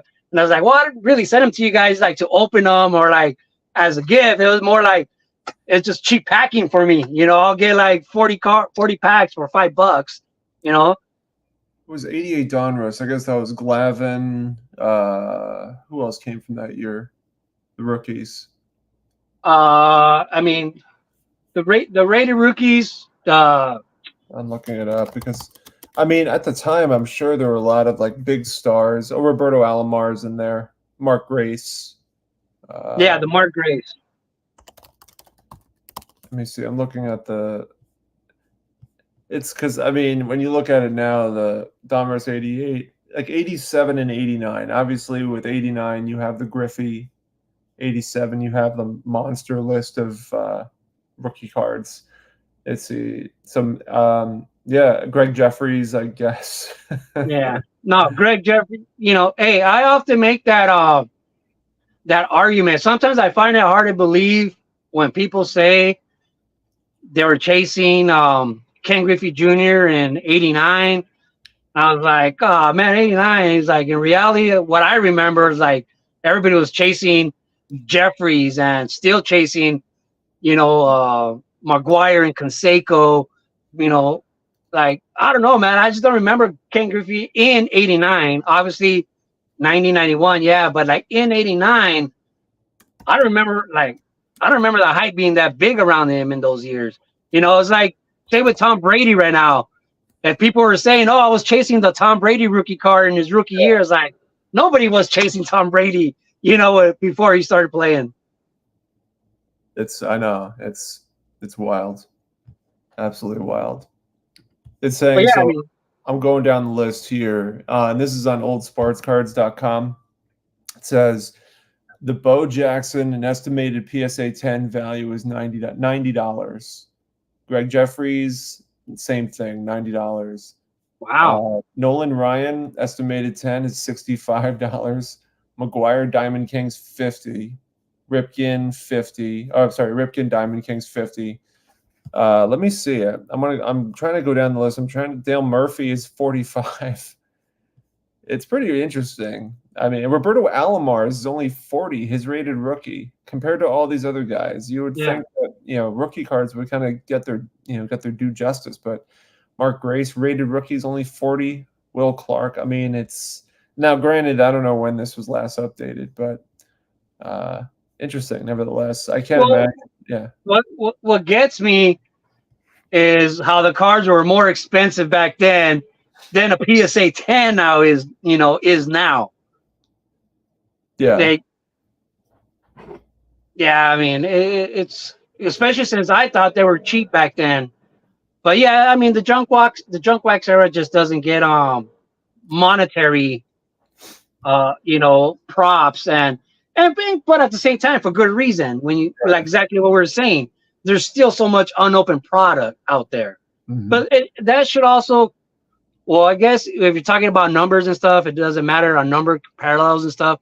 But the same thing with modern cards, they're still being printed. Like people chasing Wemby right now, like as base rookie cards. Like, well, they're still being printed. There's still going to be a lot more. Are you talking about the like super modern any card right now? You're talking about the Spurs Wemby. Yeah, Wembyana. Yeah. So everyone's mentioning names right now. Ron Gant, Danny Tartable. I mean, Danny Tartable was a favorite of mine when I was a young kid before I knew which team to align with, Yankees or Mets. And I remember him with the Yankees. I think he was number 45, and I think it was just the fact that he would just hit home runs all the time, but he'd have a horrible batting average, and I think his dad was a ball player. Danny Tartable. Danny Tartable. Yeah. Dad. I can't remember his first name though. What was? Yeah, and I think they had. I'm not sure if they had one of those father-son cards. But it's amazing how many, like, I forgot what year is that vintage set. Well, it's a couple of sets, right? There's quite a few sets where they have the father and son cards, and there's a lot of them. Not everybody's a big name, but there's a lot of combos. I'm seeing it's so Danny Tartable, his dad was Jose Tartable, but Jose only played from 62 to 70, and actually I take Danny Tartable. I'm looking at his numbers. It was actually not as bad as I thought they were. I just remember him with the Yankees. He would strike out a lot, so I thought his batting average was really poor, but he was a 273 hitter, 262 home runs, and 925 RBIs. It's a lot better than I thought it was. But Unicorn Cupcake saying that Tony Braxton broke David Justice, similar to Chris Roman and Jessica Simpson. Did David Justice date Tony Braxton? Is that what he's getting? Yeah, at? Yeah. Is that? Man, we're just crossing so many different barriers. David, and I'm looking at the first article that comes up is a New York Post article saying David Justice disputes his portrayal in Moneyball movie. They always do. Well, that's the thing, man. Every movie is an exaggeration to sell tickets, Yeah. If you just did the real life and regular conversation, yeah, I mean, you gotta Hollywood it out in Hollywood. Yeah. I mean, still, I mean, when you think of, that was filmed at Dodger Stadium, and like, is Dodger Stadium gonna get mad? Hey, that's, but yeah, that was all I thought. Where David Justice inside the batting cage, that's the old batting cage at Dodger Stadium that just got replaced. It was a single batting cage for both teams. So they had to take turns like going in there and schedule and stuff. It was funny, man, because they had an old Iron Mike pitching machine, and the players are constantly like, "Hey, can you guys come fix it?" But the problem wasn't the pitching machine. Is that back then it's so different now. I mean, I'm just talking about like 2004, 2005, 2006. They were so cheap still back then. All the balls in the batting cage were like super soft and lopsided. That's why they wouldn't throw straight. It wasn't the machine. It's just that they will only use old ass balls in the batting cage. So the balls will like fly to the sides and like drop or not make it. Yeah. It was because the balls are beat up and soft and mushy. Now, man, is like they have to use brand new balls all the time. Yeah, I'm gonna share the link for Dylan. It looks like he's gonna come in as Yeah, well. he said he wanted to come on. I'm gonna share it. David Wells, the guy who threw He had perfect game and he was over. Yeah, David Wells. Well, while Cesar's picking something out, I got a Venezuelan to show you. Well, you have all seen this before, or maybe most of y'all have seen this. My Venezuelan retirado, Christy Mathewson. Going back, and now we move. Now it's yep. Now it's my David Wells headliner bobblehead. So I got a David Wells bobblehead. And his like famous story right about the Babe Ruth hat? No. He bought a Babe Ruth hat, a game used Babe Ruth hat in an auction, like in the 90s or whatever, for $50,000. And he used it during a baseball game. But since the hat was like a different looking model than the modern one, he wasn't in uniform. So they made him take it off and he got fined. And so then later on, after that game, he sold that hat for like $5 million. Wow. So Wild. People are like, whoa, well, that hat is game used by Babe Ruth like 50 years ago, so it made like a big story and it made the value go up.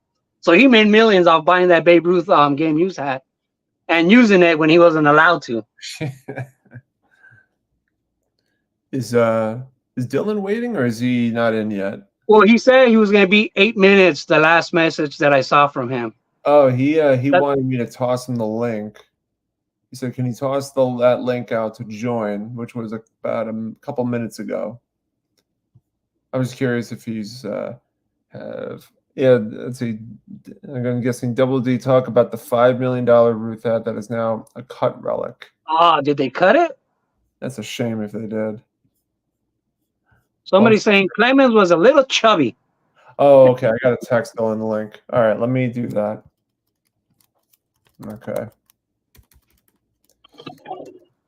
All right, Dylan, it's coming your way, bud. And send. Don't call me chubby. Don't call me chubby. That's Clemens right there. Clemens. Goose Fraba. He made an appearance on that Adam Sandler movie.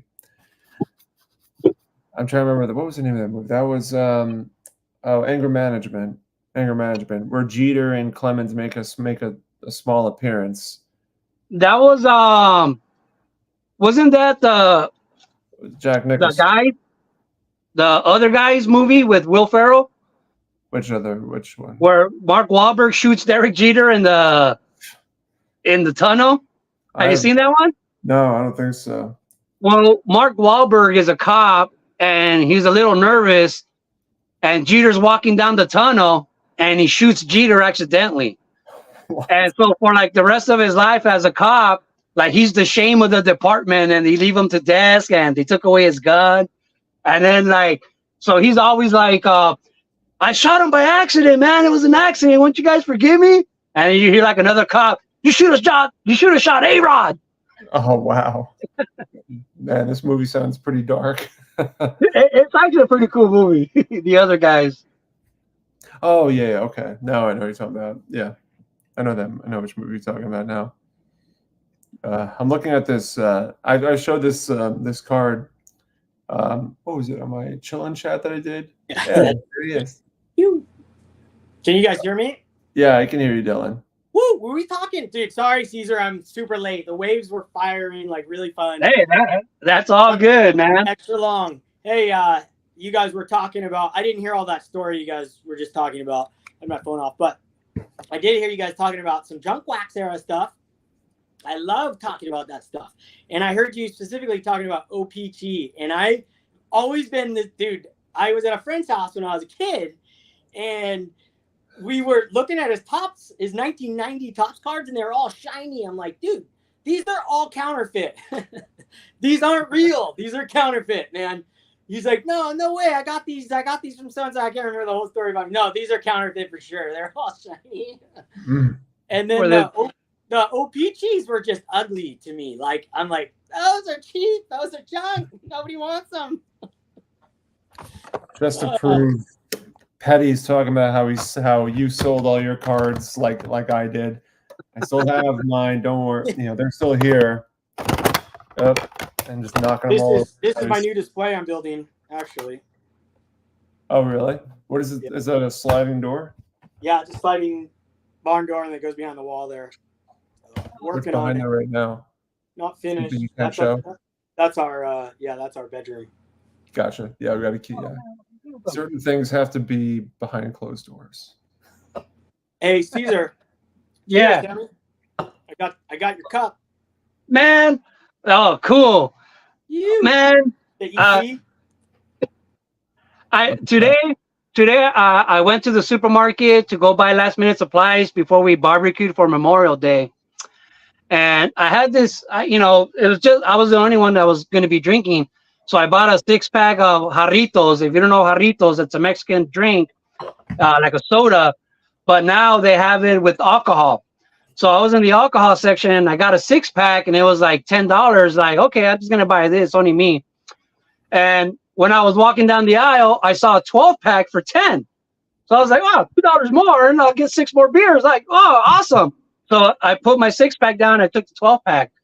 And then once I got home and put them in an ice chest and started barbecuing, once I opened them, I got to just jarrito sodas. That's why they were cheap, because they weren't the alcohol. So I had no alcohol today.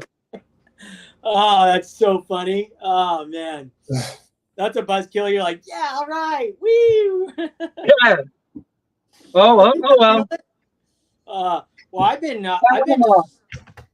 I've been slapping up my junk wax era cards, but unlike the normal Topps, like I'm decided to do the Tiffany's, so I'm having a blast. I went on Comp C and just went to town on all the Tiffany's that remind me of my childhood and every year, and then obviously I got all the turn back the clocks instead of buying them, because I was trying to buy these in PSA form. And it was just like, why am I spending $30 on a card when I can spend $1? So I'm just having a freaking blast. See, here I go. I just spent 2 whole days cleaning up my room, and here I go digging stuff out and making a mess again. Yeah, dude, I hear you there. But people are talking about how cool the Kmart cards were back then, and I got 2 sets of those. The Toys R Us and the KB. And the collector books, you guys. Dude, these box sets were great, man. I don't know if any of you guys collect like the little box sets from the 80s, but these are the ones I always grab because these are easier to grab because they're loose on the top. And then I have another row of boxes like these, the box sets from Fleer and Donruss that everybody used to make, the rookies. But I got bobbleheads on top of them, so I can't remove them as easy as I can remove these. But yeah, man, these same thing with these box sets. Like say I would buy a box set of Toys R Us in 1989, but then I would take out the Will Clark and the Daryl Strawberry course. to put them in my Totally. binder. So then I have to go get another box because now this is incomplete. So, you know, eventually I'd end up with all kinds of these boxes because I keep pulling the star cards out of there. Dude, those Toys R Us boxes, I vividly remember going to Toys R Us every year, getting one of those. But like you, I realized, well, like you and unlike you, I realized really early that I just was never going to be a set builder because I would get like a whole set of tops from my grandma, Pat, like every year on Christmas. And I would just pull out the star cards and then I'd just be like, what am I going to do with all these? I don't even want to look at them. It was like, dude, what's wrong with me? I have a bunch that are just like all the cards are missing, but I kept all of them, but all the cards are missing out of them. I want to show Yeah. something. Clement is saying his area only had KB toys. That is not compared to Toys R Us. I mean, yeah, see, that's just one of the things where, like, I tell people it's different for me the way I collect. Like, I could collect the way I collect because I have so many options around me. But every mall that was, you know, around me where I live, you know, we had the Puente Hills Mall, the West Covina Mall, the Eastland Mall, you know, the Brea Mall, the LA Mall, the Eagle Rock Mall. There were so many malls, and everyone had a KB. And then every other city had a giant Toys R Us, you know? So, yeah. Sammy, did you grow up man. with KBs or Toys R Us, or you're too young, yeah? What's that? Me? Did you grow up with KB Toy Store or Yeah, Toys R both. Us? Oh, KB, both, okay. yeah, KB you're and not, Toys you're R not Us. that. You're like, you're my age, yeah? Or are you younger? You're younger. 37. Oh, okay, yeah, you're dude. Those are the best. Toys R Us, Yeah. walking in, like the doors open, huge, like you're like, oh, and then the cards were at the checkout section, or when you walk in right on the left. I guess every Toys R Us could have been different, but and then KB's was like everything was on sale. I always bought those Musclemen at KB's, and oh man, those were the best stores ever. Yes, that's man. I don't know, man. I get so excited when I just think about being a kid. How everywhere we went, there was cards. My mom wanted to go grocery shopping. I want to go because they sold baseball cards at the grocery store. You know, hey, I'm gonna go to Kmart. I want to go because they had card sections at the Kmart. You know, everywhere, man. It was pretty amazing. You know, you think about a store like where my uncle used to work, Montgomery Ward, which is like same thing like the Sears, but they would have their own box sets, you know, of baseball cards, and they had cards like it was everywhere, man. It was insane. Yeah, that was pretty epic. I think it's coming back. I just remember as was probably middle school going over to the mall, like the mall that had a Toys R Us, and you know, because we didn't have a game system, we just go over and play the N64 test demo set that they had at Toys R Us, and you just play the same, you know, crappy Mario Kart for. That's the best. That's the best. Vintage Goals wants to know if we rode dinosaurs to school. I read that. I was reading that. I was laughing. Hey, Cesar. Well, Sammy, you probably never been, but Frankensons, is it still the same as it was? Like everything you described is exactly how like I lived at that place.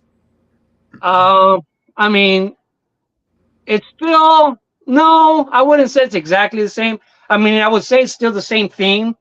Okay. But there's so much. It's really Funko Pop and Pokemon heavy, and you know, a lot of Star Wars stuff. When I first started going, there was three giant rows. I had three rows that I would go to of baseball cards. Now it's down to only one. Oh, you know? Okay. So it's definitely the baseball card world inside Frankensons has shrunk, but there's still some very good dealers there. Still some very, very good dealers, high end and low end. And, you know, I'm just a fan of the older guys, you know what I mean, who still don't believe on eBay, or when they do check comps, like if they check a comp, okay, it says it's going for 80, I'll give it to you for 70 or 60. You know, I like those type of dealers, man.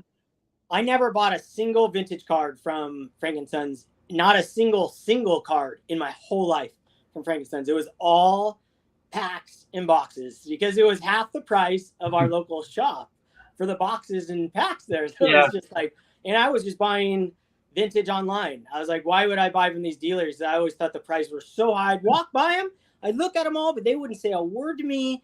And so I just, and I'm like, man, I could buy that card graded in a 7 for like $20. Why would I buy it here for 40? Yeah, I would. When I first started Frank and Sons, when I discovered it, that's when I started buying vintage. And that's all I bought. Before that, I was still working on sets for the 80s and singles for the 90s. That's when I first started getting into vintage. So with my budget, when I first started going to Frank and Sons, I think I was working at a golf course. I used to work at a country club, and I was making $7.50 an hour. Remember those All days? right. So my budget when I would go to Frank and Sons was like $20. Every time I go to Frank and Sons every 2 weeks or a month, my budget was $20. So I would get one beat up Sandy Koufax one time. The next week, 2 weeks later that I go, I would get like a beat up Eddie Matthews, So it's like I would go back then, I would buy like one card, per visit. But it was always vintage, man. And I think it was that way for like 5-6 years till I really got on YouTube and got introduced like more to modern and started learning what parallels and, numbered cards are and stuff. And like I said before, when I first started on YouTube, my motto was cardboard over shine. That was my saying. Cardboard over shine, vintage. I don't like new cards. I don't like shiny cards. I used to say that all the time. And, it really was Tops 85 401 and Baseball Card Junkies TV. Once they started explaining everything and I understood it more, that I had a change of heart and I came to liking the shiny cards. You know what I mean? And even the whole shiny thing, it was one time where I was opening up a pack and I got a shiny card. And I just looked at it and I kind of was more like sarcastic. I said, oh, a shiny card. And then my friend, he told me, yeah, my son saw your video. And now he says that all day everywhere he goes. Look at my card. It's shiny. It's shiny. And he makes that accent because he thinks I told him you're a hardcore Mexican. So that's where I got it from, where I started saying, exaggerating. Oh, it's so shiny. And now that's like my thing, It's crazy. It's crazy. Yeah, I wasn't a modern guy. I mean, I loved opening in it, but I never collected it. I would just sell it. It was just a blast opening. It wasn't until YouTube. YouTube changes. I mean, it's not, I get it is YouTube, but it's the people on YouTube. Changes everything about collecting. Well, see, that's the thing, right? Nuts. Sorry to cut you off, but like to get to your point right there. That's the thing, man, when you become good friends and your palate changes, because you become good friends and now you actually listen to somebody. Like before, I didn't want to hear it. I don't care about shiny cards. I don't want to hear about modern cards. Only vintage for me. And then it took people that I liked and them explaining to me to change, give me a change of heart, because you do. I mean, as corny as it sounds, man, there is a thing with friendship going on YouTube. You know what I mean? Where you respect people and what they do. 100%. Absolutely. Yeah, it's pretty awesome. It's just like, never would think that something like this existed. I mean, how could we not know? Yeah, I don't. It's awesome. I love it. All right, gents, I have to step off, but good seeing you guys. You too, Sammy. I will catch up with you guys soon. Okay, we'll see you. I'll see you in a couple months here in the flesh. Yes, sir. We'll get radical later, Sammy. All right, bye. Mookie said he started licking his cards because of Pepino, man. Yeah, that was like, even that whole thing, that's a whole YouTube persona. Just because I would say, like, I don't need PSA, I that was just my thing. It's like, I don't care about grading. I could authenticate my own cards just by licking them. I could taste if they're authentic. Dude, when I first started watching your channel, I mean, I was just on YouTube and I was like, I literally, my wife, I've said this to you before, my wife would walk in, because you were dressing up in all the costumes. I loved them. I was laughing my head off, but my wife would walk in, I turn the volume down, I'm like, if she watches me watch this guy showing cards, popping on different costumes, she's going to think I've lost my freaking mind. But it's getting to know you over like the last 2+ years. It's been like, it's awesome. We can get on here and have a blast, and we've had some incredible lives, like hanging out in the flesh. One day I just can't wait. At least I go to Frankincense, so when I go back to California, we'll hit you up and we'll get to hang out in person. Yeah, for sure, man.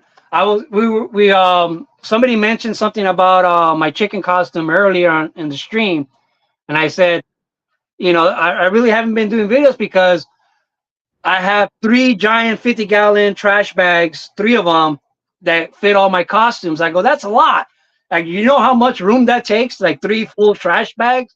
So I have them in my garage. I go, so that's really, when before they would be right next to me the whole time. So, if I'd open up a care package and I got a card and something would come in my head real quick, I'll pause it, put a costume on, and, but now since they're in my garage and, my garage is detached, that's really why I haven't really been using my costumes as much. But I was wondering if anybody would care, like if I did a show and tell, like just brought all my costumes and showed them all. Like, I think some people would be surprised like to how many I actually have. You know what I mean? Because there's some that I haven't used in a long time. Yeah, I would totally enjoy that. I mean, and I just want to say hi, everybody in the chat. They're asking some questions. And Brent, what up, Brent? He's been sending me some epic slabs lately. What was that one question? And then did you read the one with Pepino and DD? Sammy wouldn't get a word in. Yeah, we talk about, we get excited about this, man. Yeah. Woo-wee! Baseball card forever, I say. You. Right? Oh, it's so much fun. Holy smokes. Yeah, well, I was jealous because you don't have an iPhone. An iPhone, as far as I know, when I record, if I hit stop, that's the end of the video. Or you can stop and then push play again. And it continues the same video. Yeah, there's 2 different buttons. There's a stop button, a stop recording, and a pause. So I just press the pause. Maybe someone in the chat can tell me if that exists with the iPhone, because that would change my world. I'd be able to like pause it, go make another drink, pause it, go make another drink. No, I'm just kidding. But pause it and like go get a card, come back, or my wife comes in instead of I go all the way through. I don't stop, all the way through. So I would love to do that. So yeah, and like I remember my older phone that I had before I got this one right now. When I first started, it was working perfect. But as the phone got older, the more times I would pause, like after 10 pauses, the voice and the video wasn't in sync anymore. So if I kept doing that, like my voice and the video wouldn't be in sync anymore. So that's kind of why I slowed down doing that before I got a new phone, because my old phone was like, they wouldn't be in sync anymore. Like those dubbed movies, and you're just like, or when you watch a movie, sometimes the mouth is off and you're like, can't watch it, turn it off, start it over. All right, hey Cesar, why don't we talk about our favorite set from the 80s? Why don't you guess what mine is, and then I'll guess what yours is for knowing you. How about that? Your favorite deck? My favorite set from the 90s. Design. We'll do Tops, Fleer, and Donruss, and we'll do the 80s. Okay. Okay. If you have a guess, shoot it out. Oh man, 89? No. That's like my one of my least favorites. Oh, okay. I know I watch you do streams and shows like covering this stuff too, and I'm trying to remember. I don't think I've ever divulged what my favorite set from the 90s is. I might have said it before, but I don't. Did I say 80s? I mean, the 80s. Oh, yeah, I did say 80s. I was looking at a 90s card. That's why I was confused. Okay, 80s, 85? I've said it before for the 80s for sure. Nope. 80? Cesar, it's like you don't know me. Who is this guy? It's well, come on. It's just, I mean, it's just like me and Mangini, where and I know it's like that way for you too. I've seen so many of your videos, and you pull out certain card. This is my favorite, and then you pull out. Oh no, I know this is everyone. my Yeah, favorite. you're right. And then You're and right. then, 84. Oh, that's the 87. 87. Come on. Well, the turn back the clock. Yeah, I 87. know that's one of your favorite things is to turn back the clock. Well, they have so. them in all years, but 87 is when it all happened for me. Okay, my guess for I think I know your Fleer is 87. Yeah. 87 Fleer. Yeah, definitely. Okay, and then I think and that has, I mean, yeah, that just has a lot to do with the Will Clark and the colors, the blue. To me, it was like a Dodger set. Being a Dodger fan, I was like, hey, this is a Dodger set right here. that's pretty spectacular. Yeah, Hey, like when you get certain does ones. Mike Petty want to come on? He might want to come on. Mike, get on here. He said he was going to come on and show You're not on my chocolate channel. roof. You can let loose. You're not on my channel. Yeah, man, get on. We can get 4 collectors kicked out of here. All right. What about 80? I think your favorite Donruss would be, it's either 84 or 87. I'm going to go with 87. With Donruss, I mean, I almost really, I got to say 84. Okay. 84 is pretty epic. I mean, keep talking. Keep talking. Yeah, see, but that's like I said, that's just one of those things, man. Design. I mean, as a kid, the one I remember the most for Donruss is like the 89 and the 88, but I think that's just more nostalgia. But the 84, man, that was a dream card. That was one of the things growing up. I was like, always, I never see 84. I never even see 84 Donruss. And that's one of the things. But finally, once I got on YouTube and I know a lot of collectors now, I hear a lot of people say the same thing. So now I feel like there's validity to that statement. Validity. What is it? Validity. Yeah, it's good. There you go. Don't ask me, man. I'm the worst at that. Hey, Dylan, Hey, Keegan, how's it going? I think your favorite set from the 80s is the mini cards. The mini cards from the 80s? Yep. The mini ones that were in the because you're mini. The stickers. The mini stickers? Hey, because you're mini. Ah, nice. Nice one, Keegan. Nice. Well done. Thank you. 84 Donruss with the San Diego chicken is a banger. Yeah, that chicken one is all time. I actually bought that card individually when I was a kid. Went to the store specifically for that chicken card. I still have it. It's awesome. What's up, Keegan? How's it going, man? Go good. I'm dropping everything. You collect anything in the 80s? Dave Justice, that counts. Rookie year was Dave, I thought it was 90. His tops is 90, but he has minor league cards in it. Oh, nice. I don't have too many minor league cards. Yep. Oh, there's the chicken. Love that chicken. And the auto. Dude, you gotta have the old 82 Donruss, yeah? Yeah, I have it's pretty amazing actually how many cards the San Diego chicken has throughout the years. I know. Yeah. Because he does have a few here and there in other sets.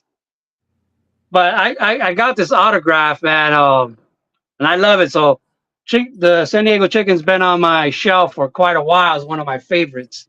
Is it the same guy that did it all those years? It's not him anymore. Okay. I think after because he was the guy who started like the union for mascots and getting more pay. And then when he retired, I think it was the Philly Fanatic. Oh yeah, the Philly Fanatic that took over, and then he really like exploded everything with the mascots getting paid and getting more rights. But yeah, mascots make good money now. With like compared, really, yeah, they make a pretty good living. I remember the mascots getting how I think I got attracted to the mascots besides the cards. They did this bloopers video. It was on VHS, and I had it, and I've found that on YouTube since then, and they always had like I remember a couple songs from it, but the Chicken and Philly Fanatic was on there, and that's how I fell in love with those guys. Keegan, you were going to share a card. It looked like. You were going to show a card. It looked like. I always look at my cards during stream. Nice, that's good. Me too. Yeah, we're always looking around. Yep. I got this sick. You remember this card, Cesar? Jim Abbott. Yeah. Guy with one hand. Yep. That guy's amazing. He actually pitched a no-hitter on my birthday. Wow. September 4th. Oh, yeah, there we go. I forgot that mascot was awesome. Yes. I remember that guy. What's he called? Peyote or something. I just saw Clemente Collector. Pyro. Oh, yeah, they better know. Karaoke. What up, Keegan? What do you want to talk about? Hey, first, I got a question for you, Keegan. Do your parents know that you come on and talk to old men on? Yeah. They do. Okay, no way. That's cool. I didn't know if you were like ditching. You're less like, I just do it on my own. Some parents don't know. They know. Okay, that's awesome. Good. I'm glad to hear that.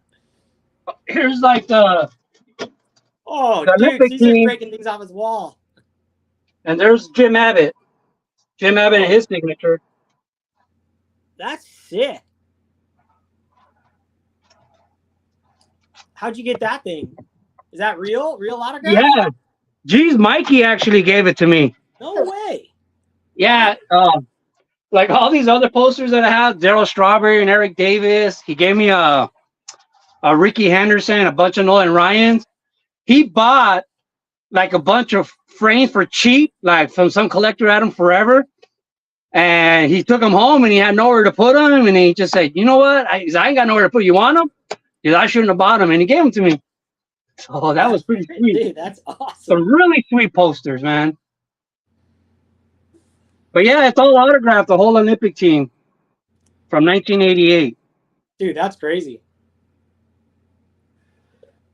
I'm just admiring your binders behind you, Cesar. It still fascinates me. Yeah. It's pretty awesome. The young fella don't look like the 53 Topps Matthews. Heck yeah. You do look like the 53 Topps Matthews. Yeah. I have that card. Should I pull it out? Yeah, man, I'm making a mess in my room. No, I got it right here.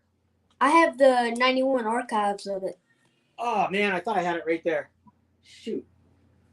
It's somewhere in here. We got to pull it out. We got to look at it. We got to make sure. Yeah, man, I love Eddie Matthews, man. I have a pretty good collection of him. Me too. He's like one of my favorites all time. Eddie Matthews is a rock star. Living in the shadows of Hank Aaron too. There we go. Right there. Let's see. Oh yeah, look at spitting image right there.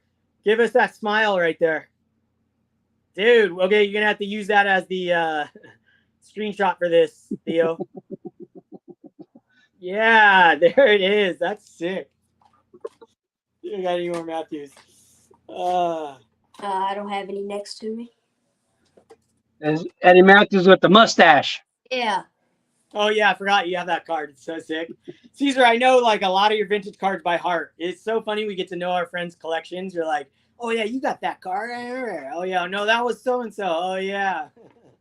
So classic. Oh. Yeah, you know what? Keegan, I this is an old story, but this is kind of like one of the reasons why I felt like a creep on Instagram, because not really a creep, but I just felt weird about it after. Just so you understand why, like Dylan asked you that. Yeah. Exactly. But when I was on Instagram, I was in a masked wrestling. I was a little bit more into wrestling back then still than when I'm almost don't watch it like ever now, but I was still a little bit involved in professional wrestling, like watching it. I would go to my dad's house. My dad's still a big wrestling fan. And so I would go to my dad's house. We would watch WrestleMania and I would keep up, I knew John Cena and stuff. I was up with them. But I was part of a group. Tell the story, Cesar. Just put a mask on while you tell the story. I was part of a wrestling wrestling collectors, group, wrestling cards, and I was doing a giveaway for when I reached like 2,000 subscribers on Instagram.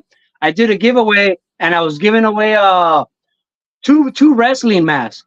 And one of the kids that was in our group, he had been in the group for a while. He won. He won the contest. So, I said, he gave me his address, and I sent him the care package with the wrestling mask and some cards. And back then, and still now, I'll put candies and little toys in it. And I sent him this box, but like his parents got the mail, like, questioning him, like, who's Cesar? Like, who's sending you this stuff? And he's a friend on Instagram. And then he opened the box in front of them, and there's like a wrestling mask, some little toys, and some candy. And they're like, "That's it. You're getting off Instagram." And they gave me a call, and I was like, "Whoa!" It's like nothing like that, man. It's totally innocent, man. I swear. So that was kind of awkward, man. Dude, that's the best story ever, because I got a care package from you, and I had the ET candy, the ET thing, and then I had candy monkeys that from a movie as well that you put in there. And I'm thinking, yeah, some kid opens this. I mean, that's exactly why I asked Keegan, like, your parents know you're talking to these old guys? Yeah, hey, today Keegan, was kind of odd. What time is it where you're at, Keegan? I think it's like 11. No way, 11 at night. Wow. Do you have school tomorrow? Nope, I'm out for the summer. Oh, wow. That's right. You guys are done. Now. Yeah. You don't want to get canceled, Deutsch. Yeah, I was scared of getting canceled. We can get canceled now, but back then, man, that was kind of. I was like, I'm not a creep, I swear. Dude, that's classic. That is classic. I mean, yeah, that would be tough. Let me share with you guys an insane card that most people have seen already. But I know Hammer, I don't think he's on here, but Hammer 44 sent me this card, 79 Topps Nolan Ryan, dead centered, I might add, and his new slab, and he pulled it in a pack when he was 11 years old, wrote the story on the back, and then he grades it on the back. I just think these are absolutely amazing, and having this card from him is like, it's just really special. I never would have thought this took place. Like, even when I did my first giveaway on YouTube, I didn't want to give cards away. So I built some frames, which I should have given cards away. It's easier. But also, I didn't want to give cards away. I had never done that before. And now I love giving cards to people and seeing their reactions, and it feels good. And to have this from a fellow friend, YouTuber, I mean, just blew my mind. And I opened this. I said this story on a live before already, but I opened this exactly when I happened to turn his video on and I was watching, and I had no idea it was from him. I thought it was from my friend Brent, who's in the chat right now. And his stuff didn't show up, and I still haven't got it in the mail yet. I haven't gone back. But this was in there, and I was just like, I was tripping. My wife's like, "What's wrong?" I go, "Dude, this is insane. Oh, my gosh." She's like, "Ah." Yeah, there was a. I have no idea which card it was anymore or anything, but there was this guy, Jay McKillicuddy, that used to be on YouTube, and he was an older gentleman, like already retired, but out of retirement, he would help like teach realtor school or something like on the side. And he was a big Tom Brady fan. And going through a dollar box, I found a Brady card. It was a raw card. And I bought, you'd buy like, 12 for $10, the dollar box. So I bought like a stack of 12 cards, and I put it in my back pocket. The stack of cards in a rubber band, put them in my back pocket. Forgot that I had my back pocket till I got home and I got off my car and I was going to use my wallet.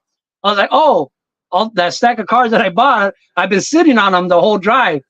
And I sent him that card in the mail, the raw Tom Brady, and he graded it and it got a 10. So I mean, I I had that card in rubber bands. I probably wasn't on the ends. Put in rubber bands, put in my back pocket, sat on them, had them in my back pocket the whole day. I sent it to him in the mail. He sent it off to get graded, and it got a 10. So, I mean, you just never know, man. Never know. That's And amazing. then cards that people handle with care and try to be as careful as possible, you know, come back a 9 or an 8. Yeah, it is crazy. Yeah. Hey, you guys, I'm going to be right back, but I'm going to be listening. All right. All right. Unless you're done, Pepino, it's up to you. No, we're good. Yeah. Kurt's Card Care, Pepino's Pocket. Yeah, man. The Pepino butt juice, you just put it on and it holds it up and brand new, like brand stinking new. Kurt's Card Care. That's a good thing to bring up, man. That's crazy. That brings a lot of controversy. What do you think about Kurt's Card Care? Yeah. See, like to me, a card, when it's your card, you could do whatever you want with that card. Unless you But break. if you sell it, if you ever sell that card, if you're an honest person, you have to tell that person what you did to it. If you know, if you, as long as you tell somebody, I think that's fine. But you have to tell somebody. And the way I see it, something that's been fixed up, like Kurt's Card Care or any other product out there now, there's a bunch of them. I think you have to divulge that information. You have to say that you altered it, and it should get an altered, kind of like a grade. Like you know how those slabs sometimes they have a grade for the card and a grade for the autograph. Should have 2 grades. Like if that card isn't graded a 10, it should get a 10. But you should also give it a subgrade of an authentic, saying that it's been altered. It's not a natural 10. You know what I mean? It had cosmetic surgery. You know, who knows? That Kurt's Card Care might be like a woman that put on great makeup, and then when that makeup fades, you wake up the next morning. It's the exact definition of fraud. It's deceiving others for financial benefit. So. Oh man, how did we get onto Kurt's Card Care? Let's go back. Let's talk about some cards we love. That was that was the battery. The battery asked the question about Kurt's Card Care. Dude. Oh man, I don't want to talk about that garbage. All right. Let's see. What can we talk about here? Baseball cards. Yes. Caesar, what's the last baseball card you purchased? The last card that I purchased, man, I just cleaned my room. I had it on my desk and I put it away. It's a nice little stack, but it was a bunch of 80s players, some shiny. It was a bunch of shiny cards like Maddox, Pedro Martinez, some Manny Ramirez. Because I went to the card shop to buy a couple of hobby packs to open up at Disneyland. And then I went to the dollar box, and so I picked up like $10 worth of cards from the dollar box. But yeah, it was a real quick trip. I was like, okay, I told myself I got to be in and out of here in 10 minutes. Probably took me half an hour, but you know, it's not bad for me. Dude, we have an outdoor mall here, and when I bring my wife along, and then I go, hey, I'm gonna go into Bubba's. There's a toy shop, and they have. He's a card collector as well. He has cards there too. And it's expanded since the hobby's grown, which is awesome. It used to be like, you'd have like 10 cards, and then we do card nights once a month. But I'll be like, yeah, you go into Ross, and I'll go in here, and I'll be like 10 minutes, and I'll be in the dime box for like 2 hours. Just like, go to Target. I'll just go. And then I'll come out with like, you know, dime box, $40 worth of dime box cards.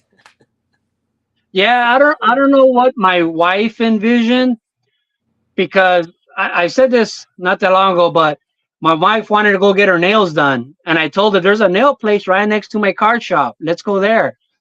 And she's like, well, because the one that she normally goes to was closed. And I said, this one's open late. I go, when I go there, it's open. And she looked it up online and it was open. She said, okay, let's go. And she took like 2 hours. And then like when she was done, she went into the card shop, and I was going through the dime boxes. And she was like, you're still here? You've been here all this time? Oh, yeah. She's like, "You ready to go?" I'm all, "Not really." She's like, "You've been here 2 hours." Like, I don't think in her head she ever pictured like a card shop, like the boxes, all the dollar boxes and $5 boxes. She just pictured a display case. You know Yeah. what I mean? And how long does it take you to look at that display case? You know? But I don't think she knew, like, no, I could actually go through these boxes and look There's at 100,000 cards thousands to and look at. thousands of cards. Yeah. And believe me, I can do that all day. I can look at 1,000 cards one by one. Keegan, what about you? What was the last card you bought?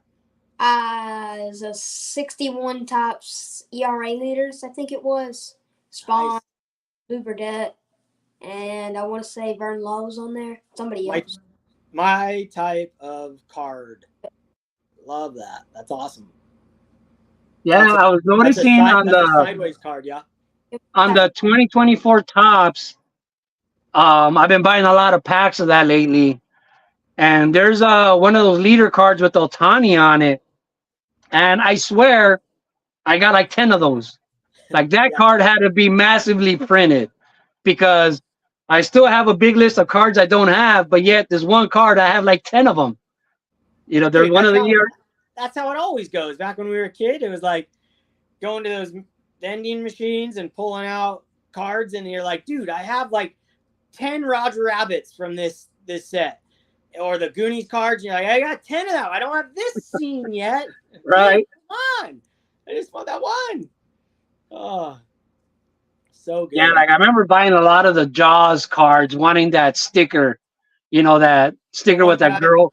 Yeah. Yeah, I have that one framed up. But that was like, that was like an iconic picture of the poster of the girl swimming across and, you know, Jaws about to eat her up. Yes, that one. Yes. That one's insane. Where did I put that other one? Gosh. I have a hard time. I don't know what binder I put. I just put my 2 Jaws cards back away. And then I forgot what binders I decided to put them in. It's like one of those, like, shoot, what one do I put this in the certain designs? Do I have a Topps design album, or do I put them in this one? And now I can't remember. Well, they'll turn up. Or maybe I didn't even put them away because of that. Jeez. I love that card.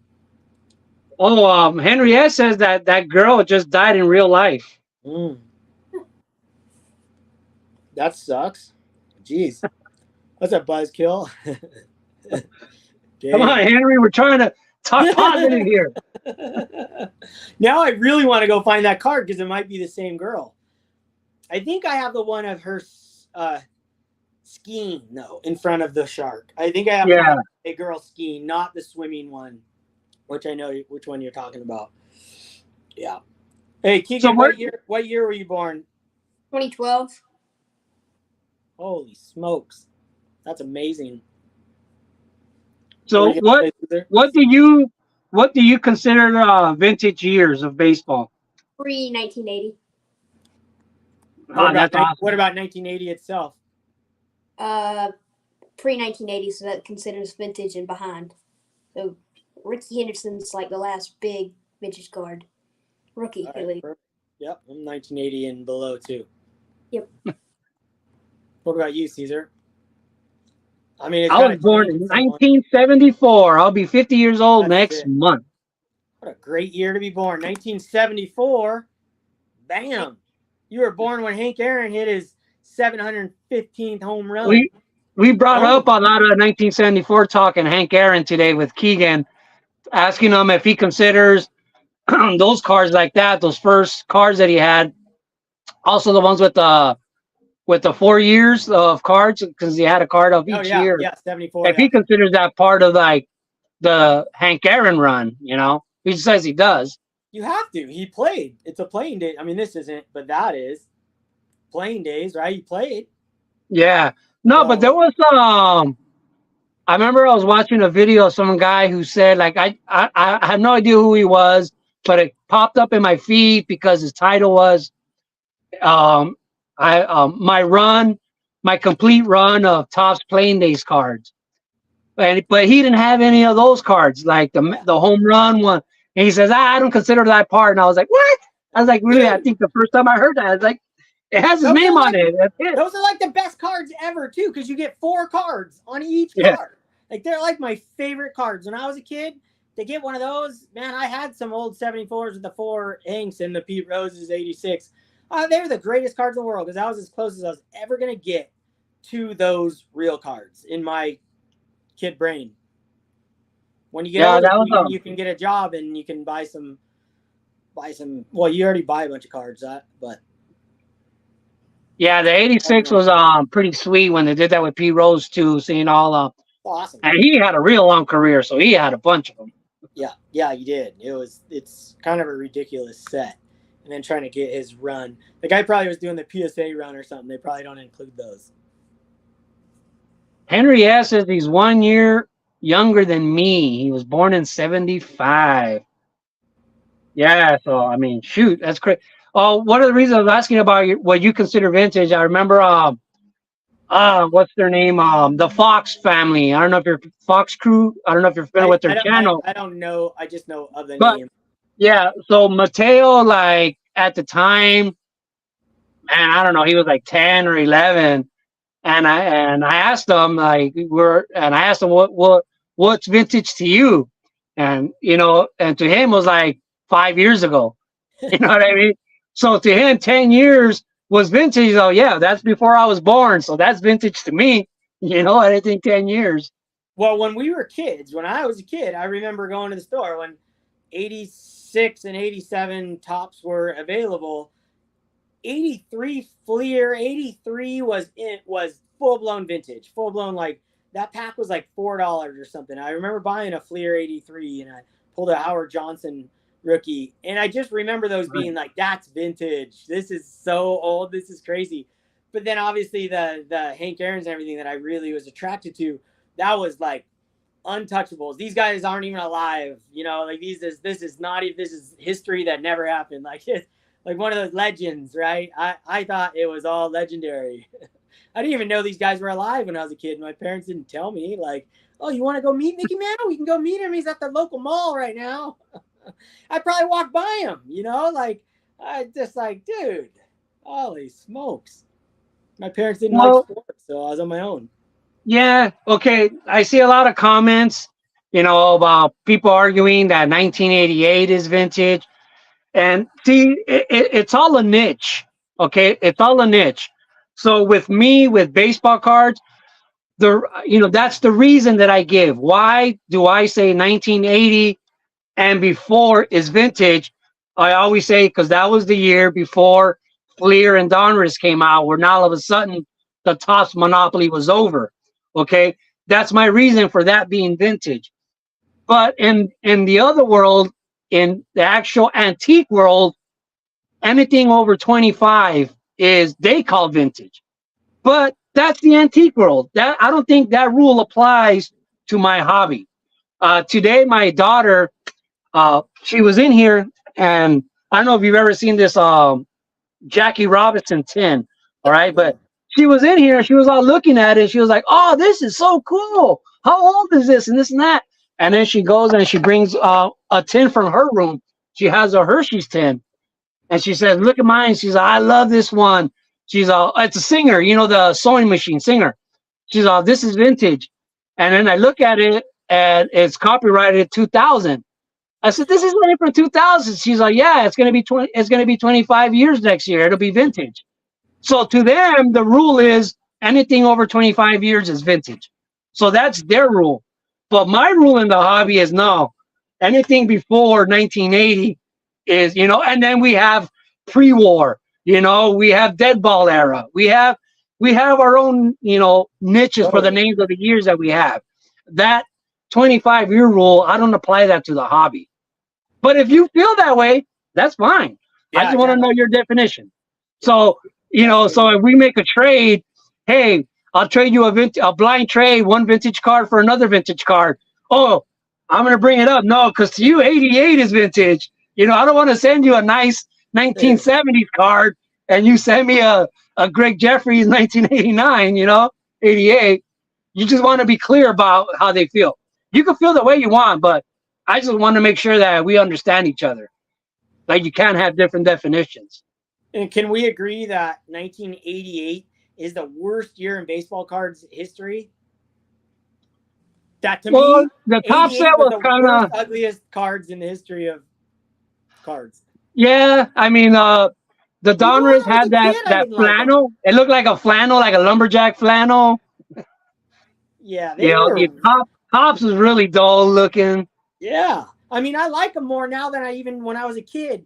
I bought 88s. I mean, they were, for striking guys out. I'd go get 88 packs, but it was like if I look at all my old cards that I had from when I was a kid, it's 87s, 88s, then 89, and 90s again was huge. I love 90s. It's like you can tell which ones you like when you look back through your. You know what? One of my favorite cards in the 80s is the 88 Fleer. And I hear so much hate against 88 Fleer. And that's fine. You know, a lot of people hate it. But with me, exactly how you were saying, 88 was kind of lame. Like the Donner was kind of lame. Is I felt 88 the top. colorful one? Yeah. It Yeah, has the, I call it yeah. the candy cane. I call Yeah, I it the love candy that. cane. I actually like that set. Yeah, Pretty good. because in 88, at the moment, when I was in 1988, I thought that design was better than Donruss and was better than Tops. So Heck I yeah. loved that year because that was the card that I was chasing. I'd rather have an 88 Fleer than an 88 Tops or a Donruss. I love the 88 Fleer. So I'm still going off that memory. I can still remember opening the packs and like, oh, these are so much better than the Tops and the Donruss. So I love that set, you know. But in hindsight, I don't know. I can see how people don't like it. It's a barbershop. They have all kinds of different names. But my story with it is why I still love it and I like it. I love that too. I always liked that when I was a kid. I felt like it was impossible to come by. I was like, I feel like all they had was like Tops, and then every once in a while we get a Donruss box in or something at my local shop. It was tough to find Fleer, and score was always fun. I really Yeah, liked Score was always available. Yeah, And I used to always. love how they were like the first ones. Well, I mean, Tops in the past had used the word prospect, but they were the first ones like that had like the I whole did. subset of prospects in there. And one of the things that I really never loved about Score in 88, I loved the cards. The design was cool. The feel was totally different, had a totally Yeah. different feel than Tops. Yeah. Uh, I didn't like the packs though. I yeah, hated exactly. I have this thing in my plastic. head against 88 Ugh. was the packs. That Ugh. plastic that Yeah. stretches. Ugh. Like Like I when I was hated used those. to the wax packs that Yeah. you just peel open. So Yeah. it was the same thing with Upper Deck. Like when Upper Deck came out, the aluminum foil is so cool. But I was like, why are these so hard to open? Well, You know, they were still easier nowadays than those Score. yeah. Nowadays, with so many people stealing cards and stuff, you understand, so they don't open them in the store as easy. But back then, their Dude, cards were so cheap, nobody was stealing them, at the store like that much. Scores were waterproof. That's the only plus. They were waterproof because they were full. Were they? They had to have been. They're in plastic. Oh, let's test that out. Let's test that out. Yes, you should, because I got some Score up in the attic up there. All right. Dude, I guarantee you those things are waterproof. Really kicked off a YouTube for this. What up, Keegan? What's up? So no school, so no bedtime for you. I have to go to bed by 12. So Wow. Dude, when I was your age, actually all the way till high school, I was a These should work, right? Yeah, those. Yeah, you could toss those right into the. All right, I'm gonna get some water. Yes, and then we'll open one. does this count as cleaning cards? No, we're not trying to up the. This is, if anything's gonna happen, it might damage them. But it's gonna be fun. It's got to be like a trash bag. It just some water has to be in. You know what that normally means? Well, you don't. But for most of us, when an alarm goes off, that means check your phone and check your watch list on eBay. Yep. And now I remember why. Okay. All right. Small card. But I did the packs. Here we go. Let's see. And then we got to open it. You probably brought them with you. I probably took them with me over there, huh?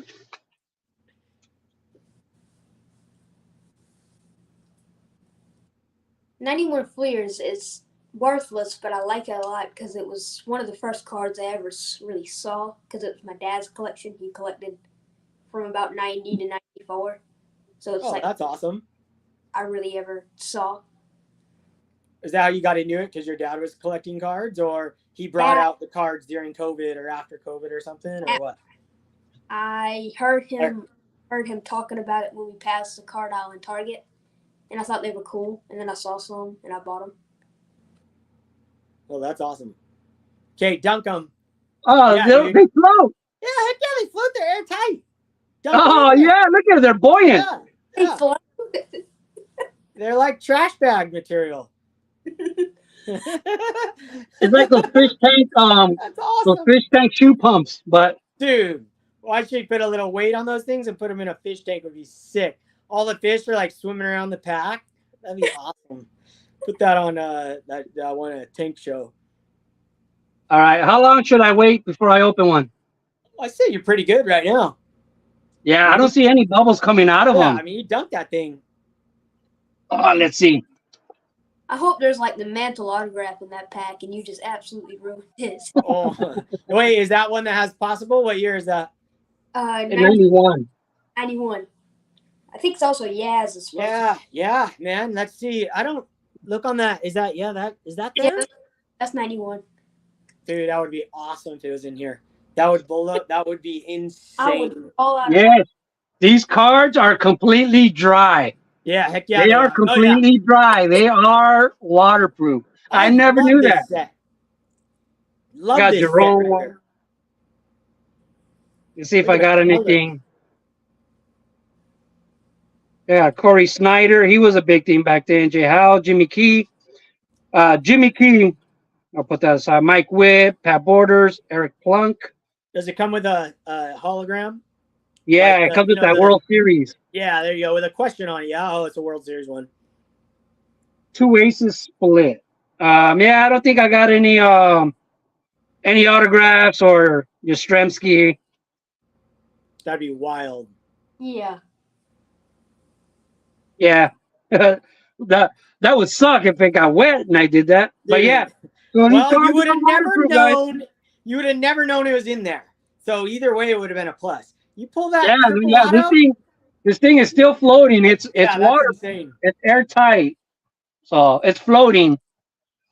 But Jimmy Key, I don't know, Keegan, I don't want to be a bad influence on you, but I don't know what if you know the crime of keying somebody's car. Usually happens during breakups. You break up with a girl, she'll key your car. I would back then, I would put a Jimmy Key card on somebody's windshield. I'll put the Jimmy Key card on their car, and I tell them, "Hey, somebody keyed your car," and they run to their car and look, and it's like, "Yeah, somebody put a Jimmy Key card on your car," and everybody hated that joke, but I thought it was funny. That's pretty good. It is funny. Oh man. Well, I think I'm gonna jam out, you guys. All right. Okay, we'll end this. You gotta go to bed, and wow, cool, waterproof, Dude, I guys. told Look at you. that. Hey, I told you. That's super cool. I didn't know that. I want to put all my cards in water now. I want to put them on the bathtub and take a bath surrounded by scorecards. Oh, hold on. I got one question I was going to answer earlier. Blix cards. Okay, one last try, and I'll put it to bed probably. Dylan, would you be interested in the 2009 Goodwins champion Jerry Lopez Nighttime SP SGC 10 as a gift? Absolutely. And I have Goodwins champion Kelly Slater card. I saw that earlier. I saw you ask about the Jerry Lopez, but I didn't. There was a lot of talking going on, I think. So, dude, that would be absolutely insane. I would absolutely love that. Dude, can you click on, or I'll find your channel. Otherwise, you can find my email, and we can do like a trade. I can send you one of my slabs with a vintage card in it for that. That'd be awesome. We'll do a Yeah, trade. you can find Dylan at his OnlyFans page. That costs money though. You don't want to subscribe to that. That's really expensive. All right, guys. Thank you, Keegan, for joining. Thanks, Sammy Thunder. Thanks, Double D. Thanks everybody who's been in the comment section. Thanks for all the question and participation. All right. So, but all good things have to come to an end, man. All right. So everybody love the hobby and just keep collecting baseball cards forever and say, ciao. Dude, nailed it.